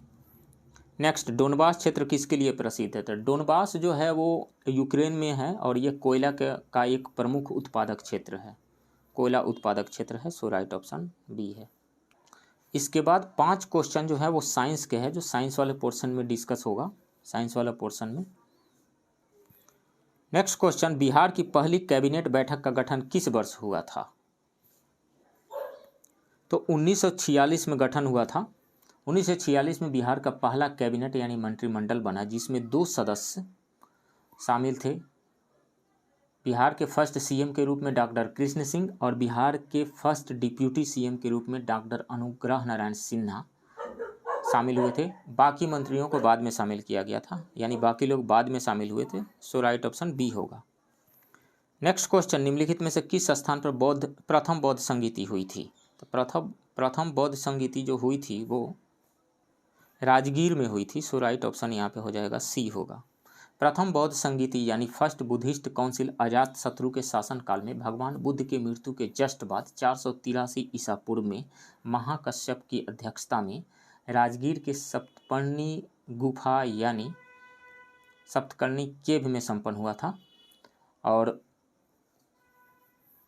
प्रथम बौद्ध संगीति में जो है बुद्ध की शिक्षाओं को सूत पिटक और मोनास्टिक डिसिप्लिन एंड गाइडलाइंस यानी अनुशासन और दिशा निर्देशों को विनय पिटक के रूप में संकलित किया गया था। नेक्स्ट क्वेश्चन, बिहार विभूति के नाम से किसे जाना जाता है? तो बिहार विभूति के नाम से अनुग्रह नारायण सिन्हा को जाना जाता है और ये बिहार के फर्स्ट डिप्यूटी सीएम थे और फर्स्ट फाइनेंस मिनिस्टर भी थे और ये कॉन्स्टिट्यूएंट असेंबली यानी संविधान सभा के सदस्य भी थे। नेक्स्ट क्वेश्चन, बिहार में सबसे कम अवधि के लिए राष्ट्रपति शासन किस वर्ष लगाया गया था? तो 1995 में लगाया गया था, मात्र 8 दिन के लिए। अभी तक बिहार में 8 बार राष्ट्रपति शासन लगाया जा चुका है। पहली बार जो बिहार में राष्ट्रपति शासन लागू हुआ था वो लागू हुआ था 29 जून 1968 से 26 फरवरी 1969 तक 242 दिन के लिए। उसके बाद 4 जुलाई 1969 से 16 फरवरी 1970 तक 227 दिन के लिए लगा। तीसरी बार जो है वो 9 जनवरी 1972 से 19 मार्च 1972 तक 70 दिन के लिए लगा। चौथी बार जो है 30 अप्रैल 1977 से 24 जून 1977 तक 55 दिन के लिए लगा। पांचवी बार जो है 17 फरवरी 1980 से 8 जून 1980 112 दिन के लिए लगा। छठी बार 28 मार्च 1995 से 5 अप्रैल 1995 8 दिन के लिए लगा था और यही आंसर है इसमें। 28 मार्च 1995 से 5 अप्रैल 1995 तक के बीच में 8 दिन के लिए लगा हुआ था, सबसे कम दिन के लिए। सातवीं बार जो लगा वो लगा 12 फरवरी 1999 से 9 मार्च 1999 तक 25 दिन के लिए।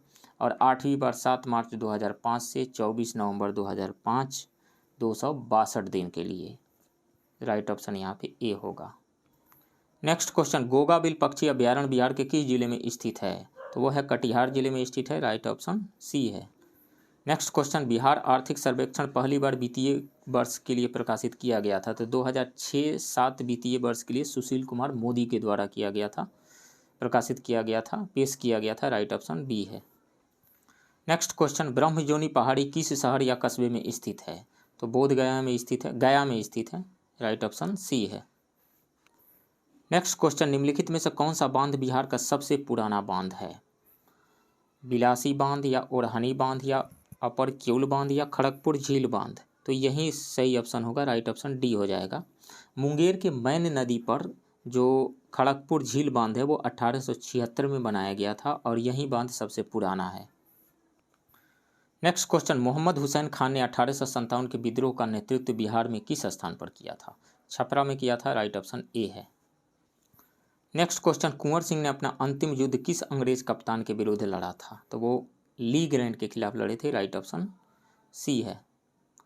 मार्च 1958 में कुंवर सिंह ने आजमगढ़ पर कब्जा कर लिया था। बाद में वे अपने घर लौट आए और 23 जुलाई को जगदीशपुर के पास एक विजयी लड़ाई का नेतृत्व किया। इस लड़ाई में कैप्टन ली ग्रैंड के नेतृत्व में अंग्रेज हार गए। हालांकि कुंवर सिंह बुरी तरह से घायल हो गए, जिसकी वजह से 3 दिन बाद उनका निधन हो गया था। नेक्स्ट क्वेश्चन, बिहार में सोडा के व्यापार का एकाधिकार अंग्रेजों को किसने प्रदान किया था? मीर जाफर ने किया था। राइट ऑप्शन बी है। मीर जाफर ने अंग्रेजों को बिहार में सोडा के व्यापार का एकाधिकार दे दिया था। इस काल में बिहार सोडा उत्पादन का प्रमुख केंद्र था। नेक्स्ट क्वेश्चन, पटना की राजस्व परिषद की स्थापना किस वर्ष हुई थी? 1770 में हुई थी। राइट ऑप्शन ए है। नेक्स्ट क्वेश्चन, पटना में नमक विद्रोह निम्नलिखित में से किस तारीख से शुरू हुआ था? 16 अप्रैल 1930 से, या फिर 18 अप्रैल 1930, या 4 मई 1930, या 3 अप्रैल 1930? तो हम मान सकते हैं 15-16 अप्रैल 1930 को शुरू हुआ था। राइट ऑप्शन वहाँ पे ए हो जाएगा, ए। सबसे पहले कहाँ से शुरू हुआ था? तो छपरा और चंपारण जिला में सबसे पहले शुरू हुआ था, उसके बाद पटना में। नेक्स्ट क्वेश्चन, निम्नलिखित में से कौन चंपारण सत्याग्रह से संबंधित नहीं था? डॉक्टर राजेंद्र प्रसाद थे, अनुग्रह नारायण सिन्हा भी थे, जेबी कृपलानी थे, जयप्रकाश नारायण संबंधित नहीं थे। राइट ऑप्शन यहाँ पे डी हो जाएगा। 10 अप्रैल 1917 को गांधी जी जब पटना आए तो उनके साथ ब्रजकिशोर प्रसाद, राजेंद्र प्रसाद, अनुग्रह नारायण सिन्हा और आचार्य जेबी कृपलानी थे, चंपारण जब आए थे तब। नेक्स्ट क्वेश्चन, निम्नलिखित में से किस वर्ष हिंदी में समाचार पत्र बिहार बंधु शुरू किया गया था? 1872 में शुरू किया गया था। राइट ऑप्शन ए होगा। बिहार का पहला साप्ताहिक समाचार पत्र बिहार बंधु 1872 में बिहार शरीफ से प्रकाशित हुआ, जिसके निदेशक यानी डायरेक्टर मदन मोहन भट्ट तथा संपादक हसन अली थे।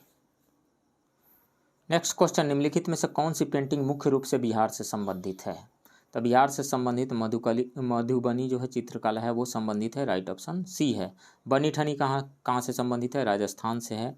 वर्ली पेंटिंग जो है ये है महाराष्ट्र से संबंधित है, और ये कांगड़ा पेंटिंग जो है हिमाचल प्रदेश से संबंधित है। नेक्स्ट क्वेश्चन, धारवाड़ चट्टान बिहार के निम्नलिखित में से किस जिले में पाई जाती है? तो धारवाड़ चट्टानें बिहार के दक्षिण पूर्वी भाग जैसे मुंगेर, जमुई और नवादा में पाई जाती है। सो इसमें से मुंगेर, नवादा ये सब हो जाएगा। राइट ऑप्शन ई हो जाएगा, मोर देन 1।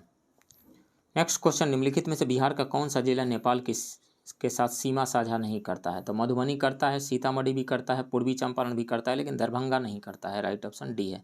कुल कितने जिले जो है वो नेपाल के साथ अपना सीमा साझा करते हैं? तो वो 7 जिले हैं। वो कौन कौन से हैं? पश्चिम चंपारण, पूर्वी चंपारण, सीतामढ़ी, मधुबनी, सुपौल, अररिया और किशनगंज। दरभंगा नहीं करता है। नेक्स्ट क्वेश्चन, बागमती नदी बिहार के निम्नलिखित में से किस जिले से होकर भारत में प्रवेश करती है? तो सीतामढ़ी जिले से होकर के भारत में प्रवेश करती है, बिहार में प्रवेश करती है। राइट ऑप्शन सी होगा। नेक्स्ट क्वेश्चन, निम्नलिखित में से कौन सी श्रेणी भारत और नेपाल के बीच सीमा बनाती है? कैमूर की पहाड़ियाँ, ये तो होगा ही नहीं। रामनगर दून, नहीं, ये भी नहीं होगा। सोमेश्वर की पर्वतमाला, सोमेश्वर श्रेणी जो है बिहार और नेपाल, भारत और नेपाल की जो है वो बॉर्डर बनाती है, बिहार और नेपाल का कह सकते हैं। राइट ऑप्शन सी है।